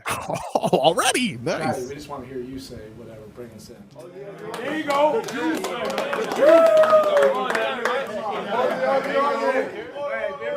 Listen up. Culture on 3. 1, 2, 3. Culture. What? He posted a video, Hey, Patty, do the Australian thing, man. I had no idea he was saying culture until after. I thought he was saying like coach something. And I was like, oh, okay, he's honoring a coach. Coacha. What? Coacha. Coacha. Like I was like, coach who? Please spit it out. Man, I love people from Australia, man, except for Tim Watts. Yeah. Do you have what Patty Mills has done for our show? Indeed. No -1 here. G'day, everyone. I'm Patty Mills of your Miami Heat. You're listening to Tobin and Leroy on the home of your favorite basketball team, AM 560 Sports, WQAM, FM 99.9 HD2, and always live on the free Odyssey app. Oh, man, I love that guy. I feel so bad about Mother leaving him under my breath for every 3 he missed. Yeah, you were pretty critical of his start, but in your defense, it was a very slow, very slow start. He wasn't even close in the Pelicans game. It's true. For a second, I'm not gonna lie, I did think, oh, this man is a spy. He is now years later attempting to torment the Heat from the inside out. He had he had some great plays yesterday. He hit 3, and then probably his best play was that steal that he had to lead to the Jimmy dunk. He was awesome yesterday. Arguably, honestly, the guy who had the best game out of everybody yesterday was Haywood Highsmith. He was awesome. So great win by the Heat yesterday. That removed some of the stink from that Pelicans game where I got stuck in ultra traffic. Discussed all that in the first hour of the program. If you guys want to hear all the things that went down there, but we must take a break and hand the reins over to Frog Boy. Oh. His game bums and game balls. That's next. Doral Hyundai is under new management with a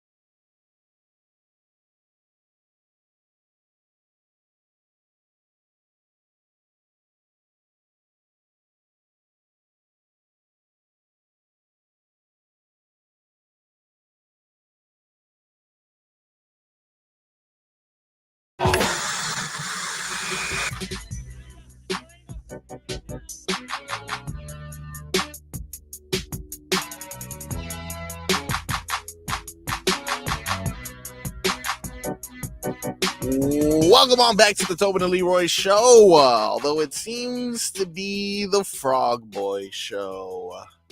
Back at it again. We got our bum and ball of the game, but this time I'm doing it, not our boy Leroy, who is currently on break or vacation of some sorts. And by the way, he's texting me and he's like, "Oh, I'm not on vacation." I'm like, "Well, what is the difference? You're off. So are you either banned on the day off from?"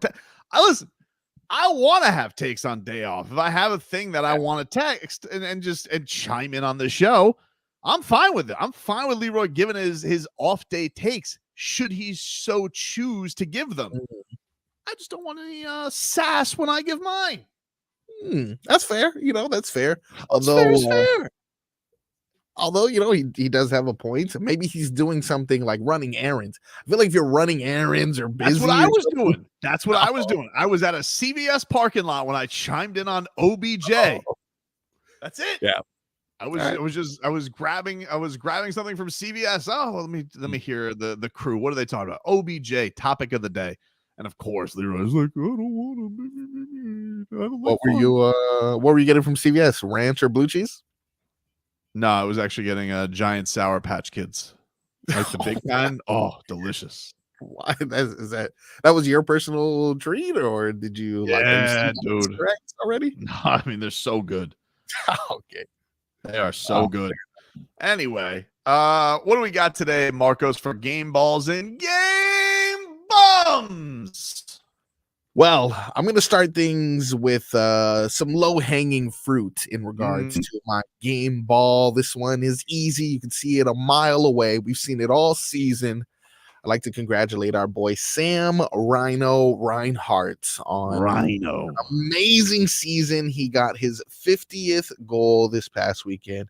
Therefore, he gets my game ball. All right. That's nice. Pretty good season, dude. Pretty good season. I'm hoping he can get 59, but I'm asking a lot. I completely understand. My thing is, look, whatever you end up with, it's been a good season. I just need you to continue this in the playoffs, okay? Don't disappear in the playoffs, Rhino. Don't disappear in the playoffs. Keep it going, Rhino. Keep it going, dude. Indeed. I would also like to give a honorary game ball to the weather this weekend. That was absolutely hilarious to watch all these videos of these rave hippies, as you call them, just stranded in the mud. And I'm not supposed to be laughing at other people's pain. I know a lot of people lost money. I know a lot of people probably damaged their cell phones, damaged their clothing, potentially wasted their drugs. But I was nervous about that when I was like just walking to Bayside with my computer in my backpack. I'm like, is this gonna soak through? I need to get the hell out of here. Yeah, the flooding was bad, the rain was constant, and that's never a good recipe for South Florida. But yesterday was beautiful. Were you outside yesterday by any chance? I was outside yesterday. I was fishing with my son, although we didn't catch any fish. We caught 2 turtles, which is I did see that. Yeah. What the hell what is that? They're greedy little sea pigs. Oh, okay. No, maybe they're starving and you're stabbing them in the mouth and throwing them back. I'm not stabbing them in the mouth. We're trying to catch some fish, and these turtles are like, let me come up here with my stupid shell. And they go and chomp on our bait, and then they're stuck like a couple of shelled idiots. Well, I just look at them as victims of the Tobins. They're just another victim of the Tobins. What does that mean? You know what you guys do. Look at your track history, dude. You and the animals. I don't know. I mean, it was so this turtle, and then my son's like, I don't want to touch it. And I'm like, I don't know if you should touch it. I don't know if turtles have disease, but I did want to get the hook out of its mouth because I don't want the turtle to suffer. So I get the hook out of its mouth, and then I'm holding it. I'm just like, this turtle's gross. He's got seaweed on his shell. I bleached my hands when I got inside after that. And I'm a guy who catches I go after iguanas. Like I mean, but I was just like, this turtle's gross. Turtles definitely do have something. So it is very, very good that you bleach your hands afterwards because they are pretty gross. So I understand. And speaking of creepy crawlers, such as your moldy turtle there, My bum goes to this weasel, this rat bastard, this little scumbag of an exterminator, dude. This little son of a gun. Okay, so you understand. Remember, I explained to you that there was something feeling, right? So here's an update on the story. I get we contact the landlord who lives in Dubai, by the way. Super great. Appreciate that. Not surprising. Anyway, landlord says, fine, no problem. We'll send an exterminator out there, right? The exterminator comes and hears our story for a solid 17 seconds before he decides, oh, it's a raccoon. Trust me, I know it's a raccoon. I said, okay, I mean, fair enough. You are the expert. There is a picture of a raccoon on your shirt. But I don't know, man. I just feel like maybe potentially based off what I've seen, it could be an iguana. Iguana? No way. That's stupid. It's a raccoon, dude. I kind of agree with them. You know what? And I was like, hey, everyone's been saying raccoon. Not a problem. So he goes up there. He does whatever test he needs to do. He comes back. He says, I see no sign of any raccoons. And I don't even smell any raccoons. Usually you can smell them. They burrow up or something like that. So he essentially is explaining how no raccoons, but he begins to point at the little droppings and says, you know what, though? You could have a rat problem. Look at these droppings. Sometimes when they're shiny, you can tell they're fresh poop. And I'm like, well, how do I know? And then he shines his flashlight on it. And he's like, you see, shiny. And I was like, well, you kind of just shine your flashlight on it, dude. I'm not really sure. All right, so what? Like now he's exterminating rats instead of iguanas. This is he didn't even know. He refuses to accept that iguana is even an option in this situation. And he's telling me that, oh, this must be a rat problem. Although also saw no rats. I just see rat poop here. So it must be, you must have some big you did rats. see poop. You did see poop. I did see poop, I guess. Because you know what iguana poop's got like a whiteness to it.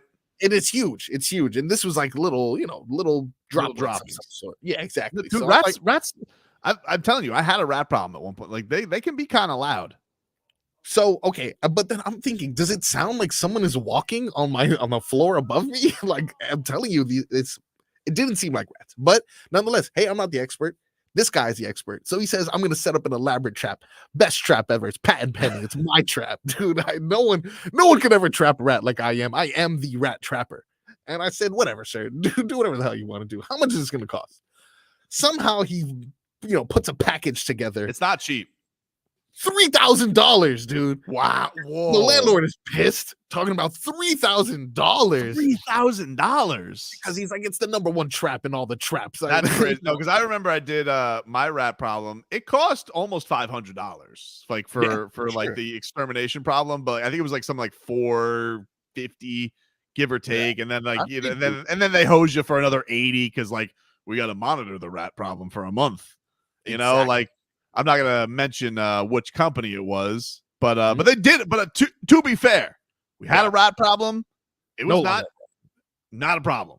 These rats were smoked out. I mean, they got every rat. I've seen the corpses, and I also had a guy who also revealed that he had a secret bait. Do you know what rats like? According to this individual, what's that? Slim Jims. Slim Jims. Oh, Slim Jims, dude. That's what the guy catching rats. But they were old school. They were old school rat traps because you could hear them like those old wooden rat traps with Slim Jims on them, and they go.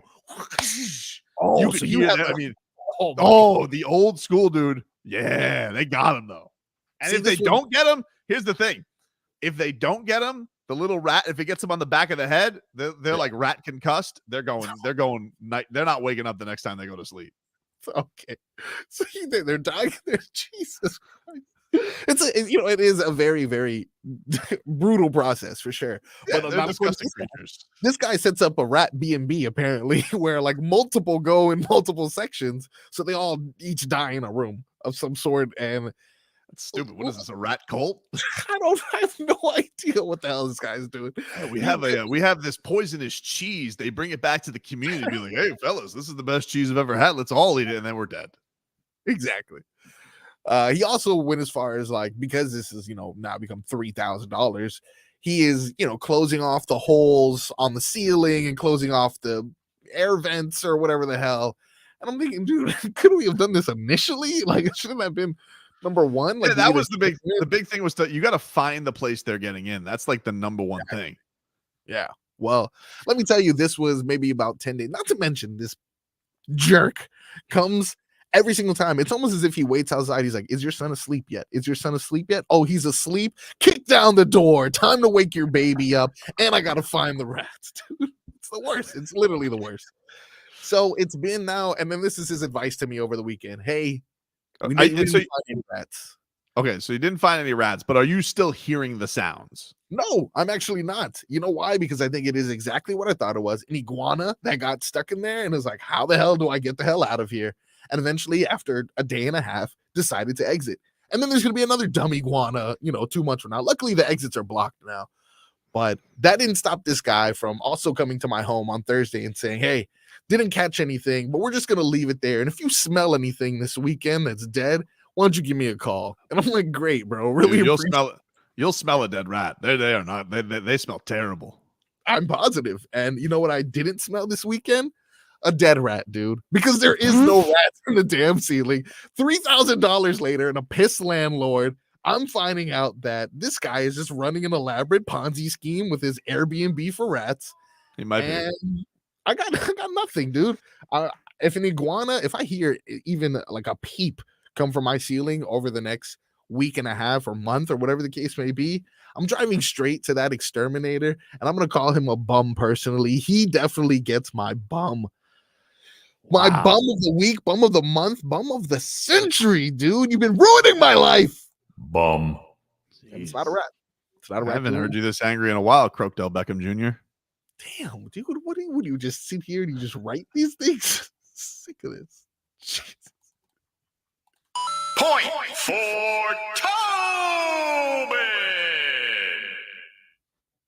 Oh, you do? Oh, damn it. Jeez. Oh, that hurts. That hurts so much.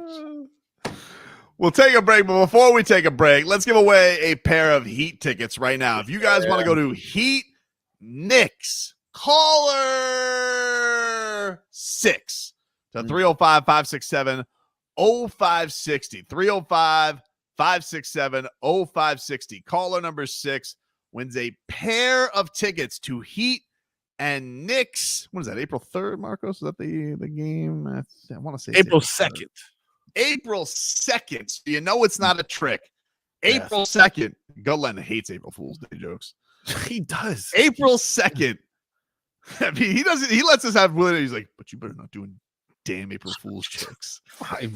Caller number 6 right now to 305-567-0560 wins a pair of Heat Knicks tickets. We got a pair of tickets every day this week, but the first pair we're giving away right now. Caller 6 to 305-567-0560 will win a pair of tickets to Heat and Knicks on April 2nd at the Kaseya Center. Take a break. Final hour of the show coming up next. WQAM broadcasting live from the Ed Moore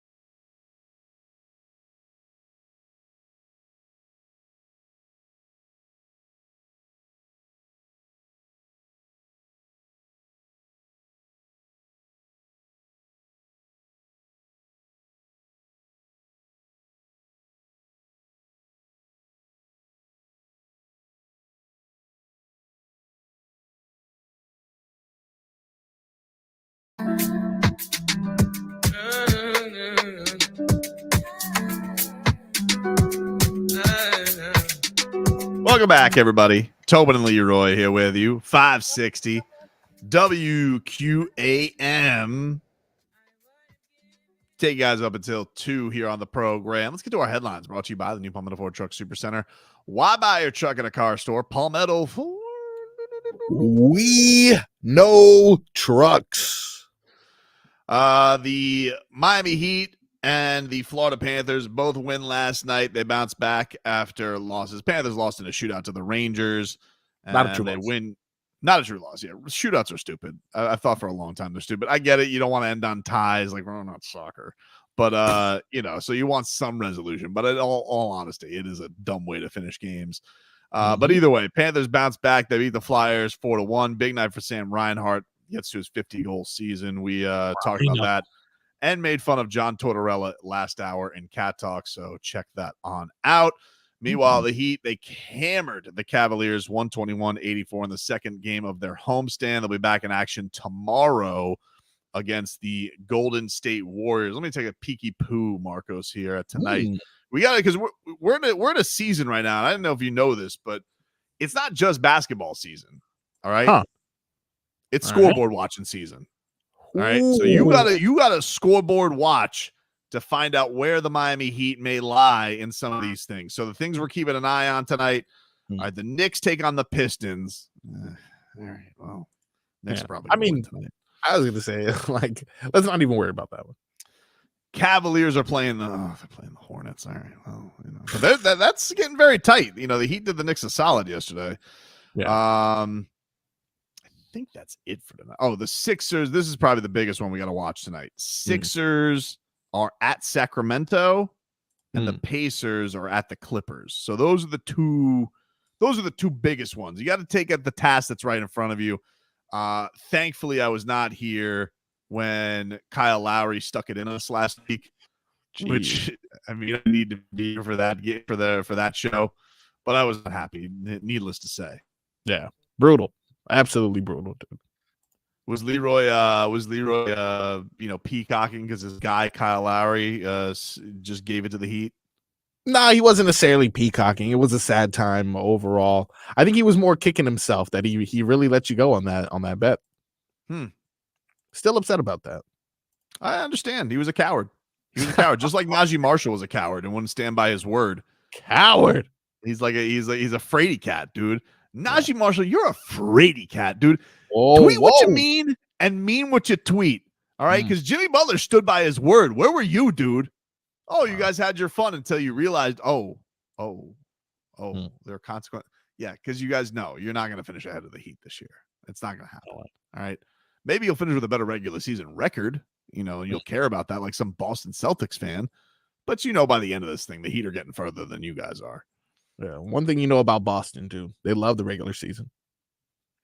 By the way, speaking of asses, did you see the story of speaking of asses, did you see the story of I think Dustin Colquitt? He told a story and he said that Andy Reid refuses to let his punters have a small ass. Wow. Yep. Yeah, it says keep that ass going because punters have to have big butts. Exactly, dude. Don't lose your Lowry. Oh, why though? Why do punters need to have big butts? Is it like tying and kicking? I don't get it. Punters big butts. Now I have to Google this. Is this look, if anybody knows football, it's Andy Reid for sure. But not really sure I'm seeing this one. He does know football. Now, this is craziest story of the weekend. All right. First of all, let me do an update here real quick on Inter Miami, even though I don't want to talk much about this. Time now for an Inter Miami update brought to you by Kettle One. Kettle One vodka made to cocktail. The Pinks lost to the New York Red Bulls 4-0. Did they? Not a good Saturday for South Florida sports. For willy-nilly. Without Messi, though. Of course, not a true loss. Not a true loss. Not worried about that. But that was your update. But did you see what happened in UFC on Saturday, Marcos? I did not, man. You said some stuff went down, and I would love to know what. All right. This was some wild stuff. So I'm watching the prelims, but I tune in on my phone. It says UFC fighter bites opponent. I'm like, what? So I'm watching on ESPN Plus. I got the Panthers on half my screen and I got the UFC on the other. So I had the old scroll back on ESPN Plus. I'm like, excuse me? And sure as bleep, this dude, Igor, I think that's how you say it, Igor Severino. He's fighting Andre Lima, right? Good scrap. And they were like talking about this is supposed to be like one of the big up and coming fights. All right, cool. It's like early prelims on a Saturday night fight night, you know? Gotcha. But this stole the show of the weekend because this dude, Igor, he has the guy up against the cage and he's like, they're jockeying for position. And all of a sudden the guy's yelling at the hey, he bit me. And the ref's like, excuse me? He bit me.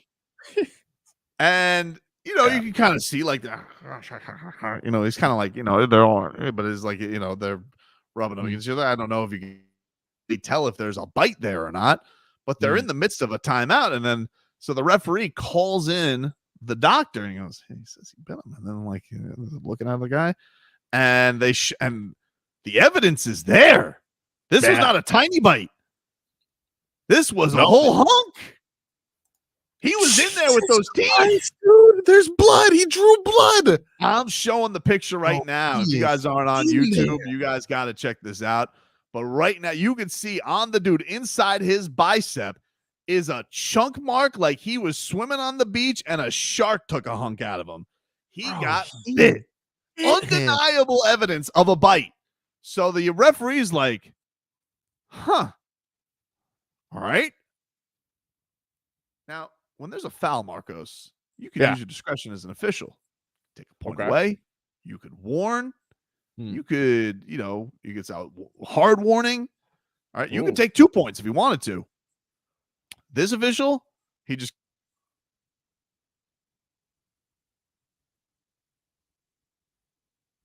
fight was over. Fight's over. He's disqualified. Out of here, dude. You're a biter. Get out of my octagon. What? Fight was over. Disqualified. And not only that, Dana White, he texts a reporter in the midst of it as the guy's walking out of the cage, and he goes, that guy's cut. Out of the UFC. Yup. No biting in the UFC. And then the best part of the story, all right, this Lima fellow who got bit, he decides to use this as a great marketing opportunity, okay? Because Dana White had said, as he says, I'm cutting him and I'm giving that kid a bonus for getting bit. Which is nice. That is nice. That is nice. It's not just, you get your win bonus. Like, I'm going to give him a little something for getting bit, because who gets bit in the midst of a UFC fight? There are very few rules in the UFC. Can't gouge the eyes, can't hit below the belt, can't bite. All right? Can't hit in the back of the head. But really, there's not that many rules. This guy broke one of the cardinal rules. And so this guy, vicious dude. This guy he takes this opportunity after Dana White's loving this, that the guy, got bit and stood strong and then everything that happened. He goes and gets the bite mark tattooed. No! He gets the bite mark tattooed and he says, I got bleeping bit bonus. And Dana White sees this and doubles the guy's bonus. Whoa! He says, I was going to give him $25,000 and instead I'm giving him $50,000. Wow. Yup. Double. That is the only tattoo I've ever heard that generates you money instead of costing you money. Dude, it was insane. So this guy goes out there and he ends up he ends up making $50,000 for getting bit. Better than knockout of the night. That is crazy. Yeah. What a night it was in UFC. Anyway, we'll take a break. Back out of the heat a little bit. That's next. WQAM broadcasting live from the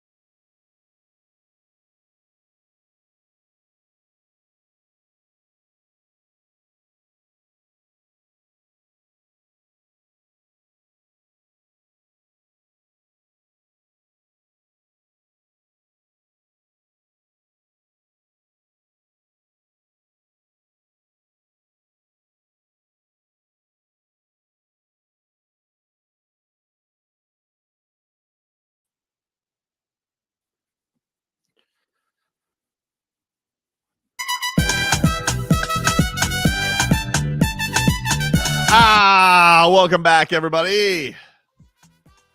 Tobin and Leroy here with you. Although Leroy's out today. He's just texting me his opinions. Nice. It's a direct line for text. Yeah, it's a direct line, even though I get yelled at for doing the exact same thing. It's just, I'm all for it, Marco. It's just what's fair is fair. That's all I'm saying. If you're gonna text me your takes, I want to be able to text my takes to you when it gets to that point. By the way, who do we send to Heat and Knicks? Do you have the winner for that? Indeed, you're gonna love this. It is a Mr. Charles Handy, who is a resident of New Jersey, but is a diehard Heat fan. Oh, and will be attending the game with his son, who lives and goes to school in Miami, and is also a diehard Hurricane. So he was very happy to win. Oh, and that's very awesome. happy to represent. That does make me happy. And I'm sure that's going to be a very annoying scene. You'll have a bunch of Mecha Bros coming in there and be like, "We're the best. We got OG Anunoby." I hope that Ben Stiller. Do me a favor, Ben Stiller. Keep your ass the hell away from my arena. All right, dude. Your movies stink. All right. Whoa! Your tweeting stinks worse. And by the way, I don't care what the hell goes on this season. There's one team I am not afraid of in the playoffs, and it is the New York Knicks. You can bet your ass about that. And yes, I would say that about any team that was brought up. But let me tell you something, dude. You guys are the lowest of the low. So trust me when I tell you that your movies suck. All right. Stay the hell away from Kaseya Center. Do not show him on the screen. All right. I don't want any part of that nonsense. All right. And the Miami Heat making easy work of the Knicks in the playoffs this season. If it should come down to that, if the Knicks can even manage it, we'll see. I didn't even realize he was this active. I just went on his Twitter right now. God, it's not every one of his tweets about is about the Knicks. That's all he. And you want to know something? Grow up and make a movie, dude. All right. And if you didn't make a good movie, make a sequel like Adam Sandler does. All right. We just learned Happy Gilmore 2 is coming out 30 years later. Yeah. It's a bit much, right? I think bringing back another Happy Gilmore. First of all, Carl Weathers is gone. Like, you don't have a Chubbs. And Shooter McGavin's old as hell. Like, we're doing this again with another Happy Gilmore. What do you think? He's going to become Chubbs? Is that going to be the storyline here? That's interesting. I did actually, speaking of Adam Sandler, hang out. The grandma's still not around, right? She can't be hanging around anymore. Oh, I don't think so. I think it's safe to say she is up there with old Chubbs. Nick Swartzen, that's who I was with this weekend. How was that?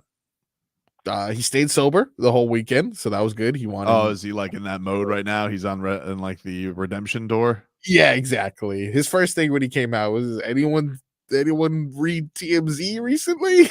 It's like, yeah, dude, totally. Yeah, if you guys haven't seen Nick Schwartz, where was he at? Was he in Colorado? Oh, indeed. Yes, he was in Colorado. He had gone on like an ultra tight bender and was making nonsensical things on his show there.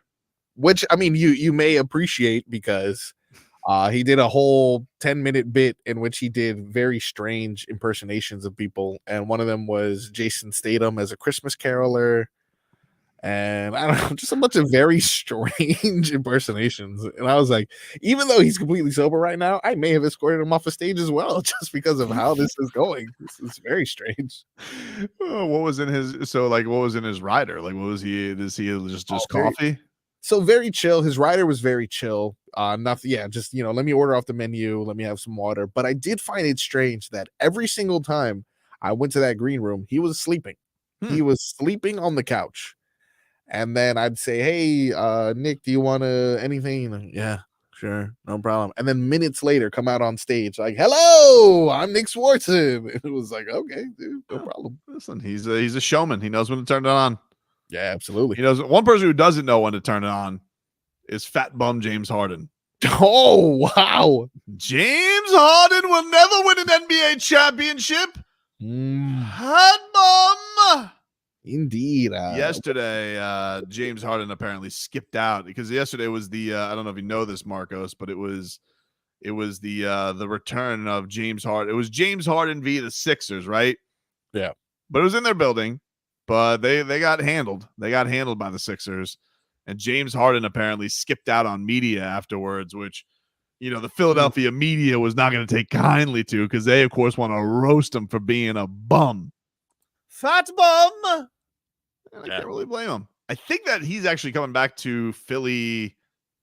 Is it this week? Yeah, he's at Philly on Wednesday, which that's going to be. I can't wait for that reception. Woo! I'm going to enjoy that. Yeah, that's gonna be good. What's the over under shots to Daryl Morey? I don't know if he attends the games, but I'd feel like he'd attend this game, and I feel like I gotta get his reaction. I gotta follow it. Like, you think they put Daryl Morey like right by his bench?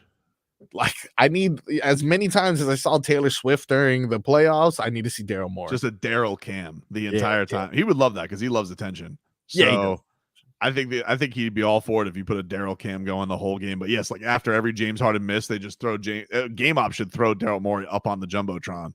Yeah. Or when he's at the free throw line, Daryl Morey. Maybe like, Daryl Morey goes to the game and he brings bricks. Like he puts bricks in his lap. Okay. That's just strange to walk around with bricks. How many bricks can he hold? I don't know. I think it's a good question. How many bricks can Daryl Morey hold for this matchup? Now, as much as James Harden threw up in his career. Listen, I can't believe I'm saying this, but I guess I got to root for James Harden that because I need the Sixers to lose. So, damn, I got to root for people I don't care for these next couple of days. One of them is that phony Sabonis, who I mean, Bam just takes that guy's lunch money every single time they play. Then I got to root for this. I got to root for James Harden to beat the Sixers. This is not going to go well for me this week. Very, very stressful. No, very stressful. But the Heat, they end up winning. Big blowout. We've talked a lot about it. The only thing that I guess I have of concern, Marcos, out of yesterday, because there's not much negative. We've talked about the bad from Friday, and the Heat, they just threw up a stinker. Pelicans acted like a bunch of hot dog and prima donnas because they were able to beat Jimmy Butler, who had the nerve to say that his team was better than the Pelicans. How dare he? How dare he besmirch the Pelicans? Yeah. But the only thing I'm a little concerned about is this Jaime Jaquez injury, because, I mean, first of all, he goes on the JJ Redick podcast, which is like, anytime I want trouble around the Heat, who's going to be sticking his beak in our business? JJ Redick. Yep. Because and again, I just want to be clear about this when I say this to everybody. I don't dislike JJ Redick. I think he's really good at his job. He's very informed. He's now doing, a podcast with LeBron because certainly JJ Redick needed another podcast. So it's nothing against JJ Redick, but it's enough of JJ Redick. It's just enough of him already. It's enough of JJ Redick. And the last time we had this JJ Redick sticking his nose where it doesn't belong, what happened? What happened, Marcos? Duncan Robinson. What? Fell off a cliff. Yeah. All of a sudden, Duncan Robinson couldn't shoot because this JJ Redick stuck his beak where it didn't belong. Wow. Duncan, you should have a podcast too. And he's like, all right, I guess I could be JJ Redick. JJ Redick's kind of cool, even though like you've seen ever since he's dropped the podcast and dropped the JJ Redick act, and he's gone from oh shucks to no you know what's. Duncan Robinson, all of a sudden, Duncan Robinson, who's not trying to be JJ Redick, he's just trying to be cool ass Duncan Robinson. What's happened? Resurgence. And so this JJ Redick, he just couldn't help himself. Couldn't help himself and just had to have Jaime Jaquez on his podcast. And what do you know happens? First time he puts up a clunker, and then all of a sudden he's hurt. Because it's enough of JJ Redick. That's why. Okay. Stop going on JJ Redick's podcast. You want to go on a good podcast? All right, here's a couple podcasts you go on. One, the OGs with Udonis Haslem and Mike Miller.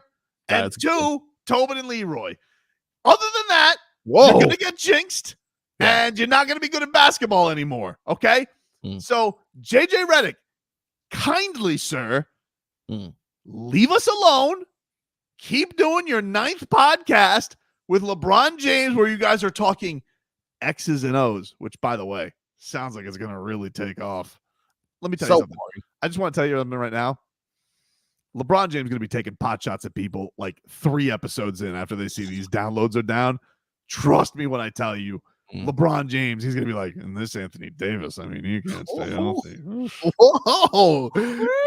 His current teammate? But I'm telling you, dude, JJ Redick, Yeah. Stay the hell away from the Heat's locker room, okay? We already know what you did to Duncan Robinson, and now you're trying to get in on Jaime's Ave, all right? I'm already thinking he's doing too much. He's been stretched too thin, too many commercials, too many autograph signings for Jaime Jaquez Jr. I want him focused on hoops and footwork. That's it. It's time to lock in, Jaime. All right? If this JJ Redick comes a-calling, you say, sorry, wrong number. Only 2 shows are you to go on now, Jaime, from here on out. The OGs, Tobin and Leroy. That's it. Wow. Because it's enough of JJ Redick. I'm just sick of him, Marcos. That's right. That's right. That's right. Not that he's not good at But his it's job. nothing against him, though, right? No. He's very good at his job. Seems like a classy individual, as professional as they come. Knows hoops. Yeah. It's just enough of them already, dude. And the last time he was snooping around, Duncan Robinson all of a sudden was out of the rotation. And do we want that to happen to Jaime? I didn't think so. Yeah. I'm gonna go with no. Anyway. Well, I'll let JJ Redick know that it's nothing personal, but it's nothing personal. It's nothing personal against JJ Redick. It's just enough of JJ Redick. All righty. Jaime, tell us what a Heat guy is. Oh, what a question. What is it? Great. How many guys? You had that one in the holster there, JJ? What does that even stand for? Jerk? What does JJ stand for? Did you say jerk? Oh, wait. -1. Why? Oh, wait, dude. You don't like it? I mean, I just feel like it's not creative, dude. It's just not the same thing twice. Jonathan Clay Redick. So you don't even have it twice in your name? What do you mean, Clay? Get the hell out of here, JJ Jerk Redick. Now I'm on board. Didn't realize Clay was here. Are you excited? Are you coming to the game on Tuesday? To boo him now that no, he's not gonna be there, but just in case. No, I'm not. I will be there Thursday though. You know, that's what I'm planning to be on the game Thursday, but not the Tuesday Heat game. All right. Take a break. I only do 1 game a week. I have a baby, dude. Jeez. I understand. Back after this. This hour of Tobin and Leroy is sponsored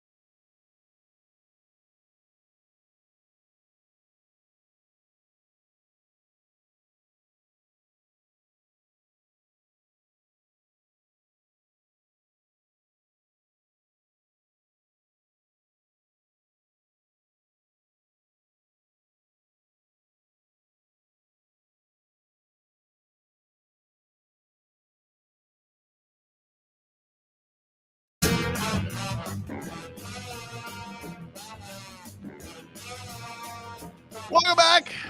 Tobin and Leroy here with you. And I want to let you guys know one more time that our Dave & Buster's gift card giveaway is back, and we got your chance to get a $250 gift card so you guys can go see the tournament, the Heat, the Panthers, whatever you may want to watch at Dave & Buster's, maybe a little fight night action, whatever they got going on there. To enter, go to WQM.com/contest. Dave & Buster's. Eat, drink, play, watch sports at Dave & Buster's in Hollywood. Marcos, are you ready to play a little All Right Oh No to close out today's show? Indeed, my friend, I am. All right. My all right. It goes to Marcos put it in the game balls, but I gotta just give more love. I got a couple of a couple all rights. First goes to Rhino, Sam Reinhart.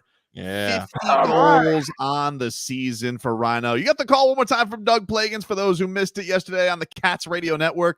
Doug Plagans last night on the call as the Panthers beat the Flyers. John Tortorella with his stupid thumbs. Angry, dude. What's wrong with this thumb?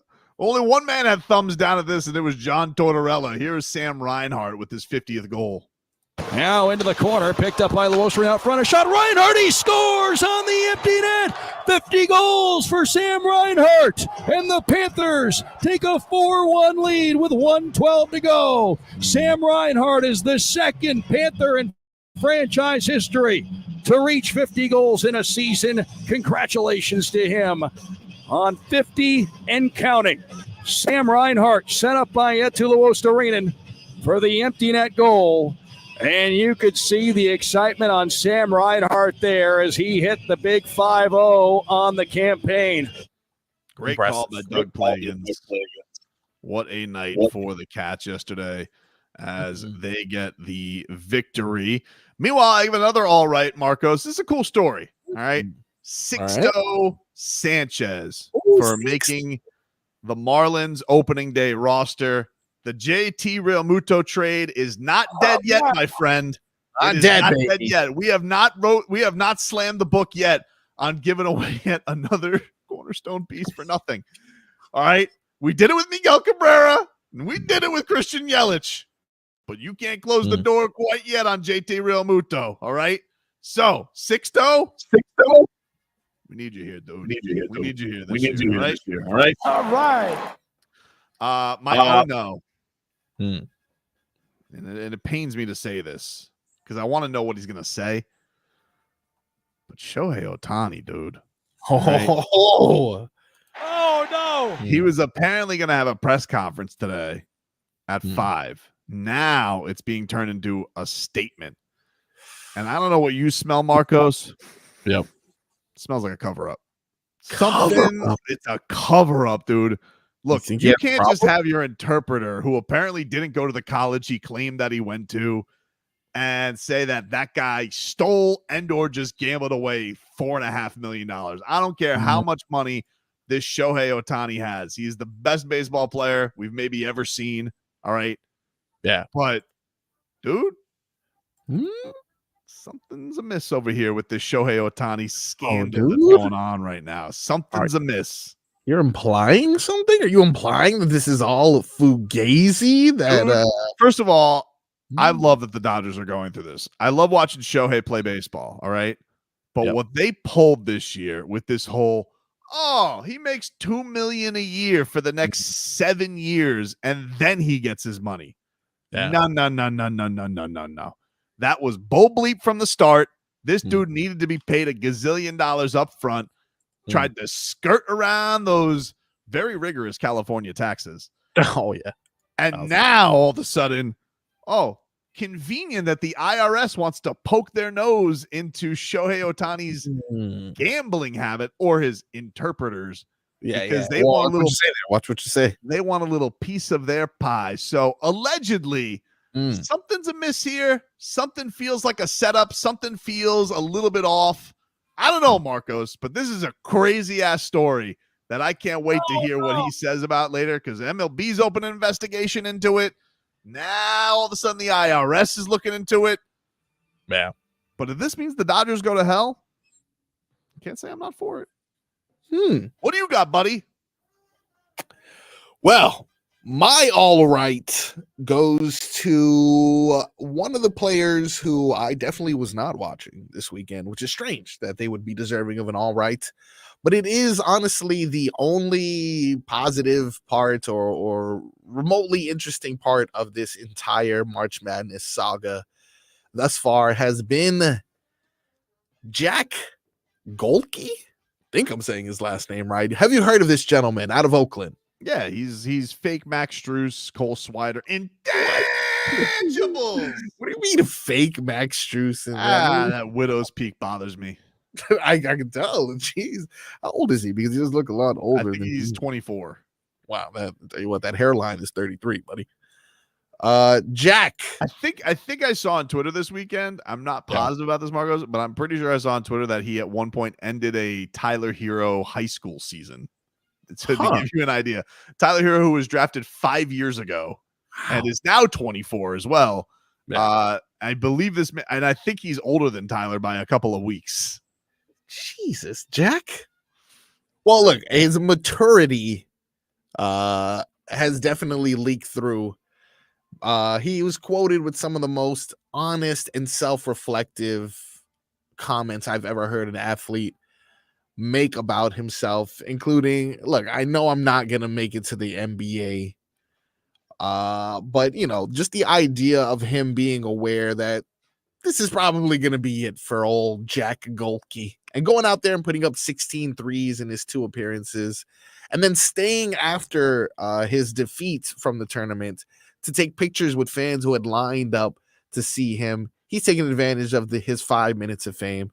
And honestly, I'm not mad at him for doing it because the looks of Jack, he's probably going to be a real estate agent or something like that. I don't anticipate him getting the I mean, either that or dropping 50 for the Skyforce next year.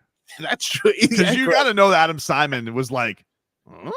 like whenever it was going on, like if there's an intangibles around dropping 10 threes, I'm pretty sure that general manager Adam Simon just wakes out of a dead sleep and he's like, what? Honey, what's wrong? Yes, I got to go put on some film. I feel like. What do you mean? It's like I don't know. I just feel something happened in the universe, and intangibles is dropping many threes, and I got to go see if I can make him the next Duncan Robinson. Yeah, absolutely. And you know what? Keep an eye out for that. You know, if he's not taking some investment banking classes somewhere.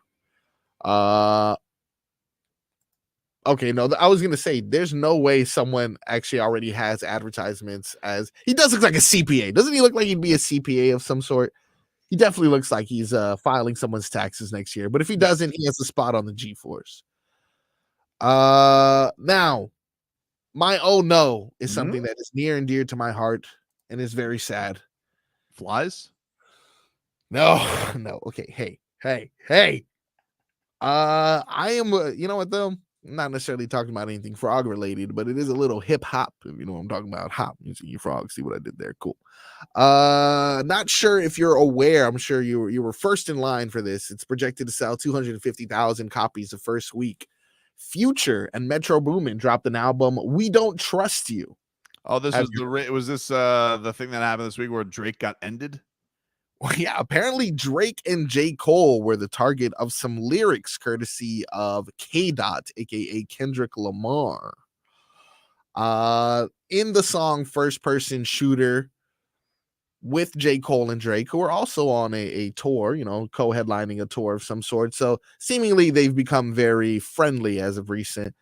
But J. Cole was kind enough to reference that when people talk about the top 3 artists in hip hop, they usually refer to the big 3 as Drake, J. Cole, or Kendrick. He goes on to, you know, pat himself on the back and say, but he feels like he's Muhammad Ali, meaning the greatest of all time. Great. Nothing too crazy. Nothing that anybody even took as a slight of any sort, unless you are Kendrick Lamar, who is somewhere in the dark thinking, this is my opportunity to strike now that I haven't said anything for years. Kendrick Lamar comes back and says, bleep sneak dissing. I hope they came with 3 switches. He's referring to his firearm. But in reference to that line that J. Cole dropped, calling these three rappers the big three, Kendrick goes to refute that statement, referring to himself as Big Me. Oh. So he completely says, J. Cole, I'm not a part of your big three. There is only a Big Me. Man, I'm torn on this. In reference to Drake, who has an album called For All the Dogs, Kendrick Lamar seemingly took a direct diss at Drake by referencing that latest album, saying, for all your dogs getting buried, that's a K with all these nines. He gonna see Pet Cemetery. Wow. Wow, dude. Wow. This guy's a lyricist. Bars from Kendrick Lamar. But the reason why he gets my oh no as opposed to my all right. Why can't we all just get along, guys? Oh, no. I thought you were gonna say that because J. Cole found his Caleb Martin, and Oh yeah, Kendrick Lamar hasn't found me anything. Yeah, like Kendrick Lamar, call me when Kendrick Lamar finds me sixth man of the year, okay? So did I just decide based off of your information here that I'm Team J. Cole? I was wondering which side do I go Team J. Cole. I'm not a big Drake guy because he's a little bit too much of a look at me. I'm a front runner. But J. Cole got us Caleb Martin. We called up Karan Butler and he goes, hey, you guys got to sign my guy. And he was right. So at this point, I have to dedicate and declare myself Team J. Cole. Damn. But unless Kendrick Lamar is to deliver me Golke, and then all of a sudden we're even Steven, and I don't know where to go from there. So okay, well, that's fair. As of right now, though, it seems like if you're a Miami Heat fan, you have no other choice but to, pledge your loyalty to Team J. Cole for his deliverance of Caleb Martin. Didn't realize it was going to go that way. Oh, no. Well, that's our show for today, ladies and gentlemen. I will see your beautiful frog face tomorrow, Marcos. Yes, in person. And Leroy will be back on the show, and J-Fig will be back on the show, and we'll all get our asses to work finally. Wow. Until then, everybody have a great day, except for those ultra hippies who made my ride home on Friday unbearable. For the rest of you, though, I love you. Funny you mentioned that. Touch my body. Oh, wow. Hope you mother have a good day. The #1 sports adjacent show in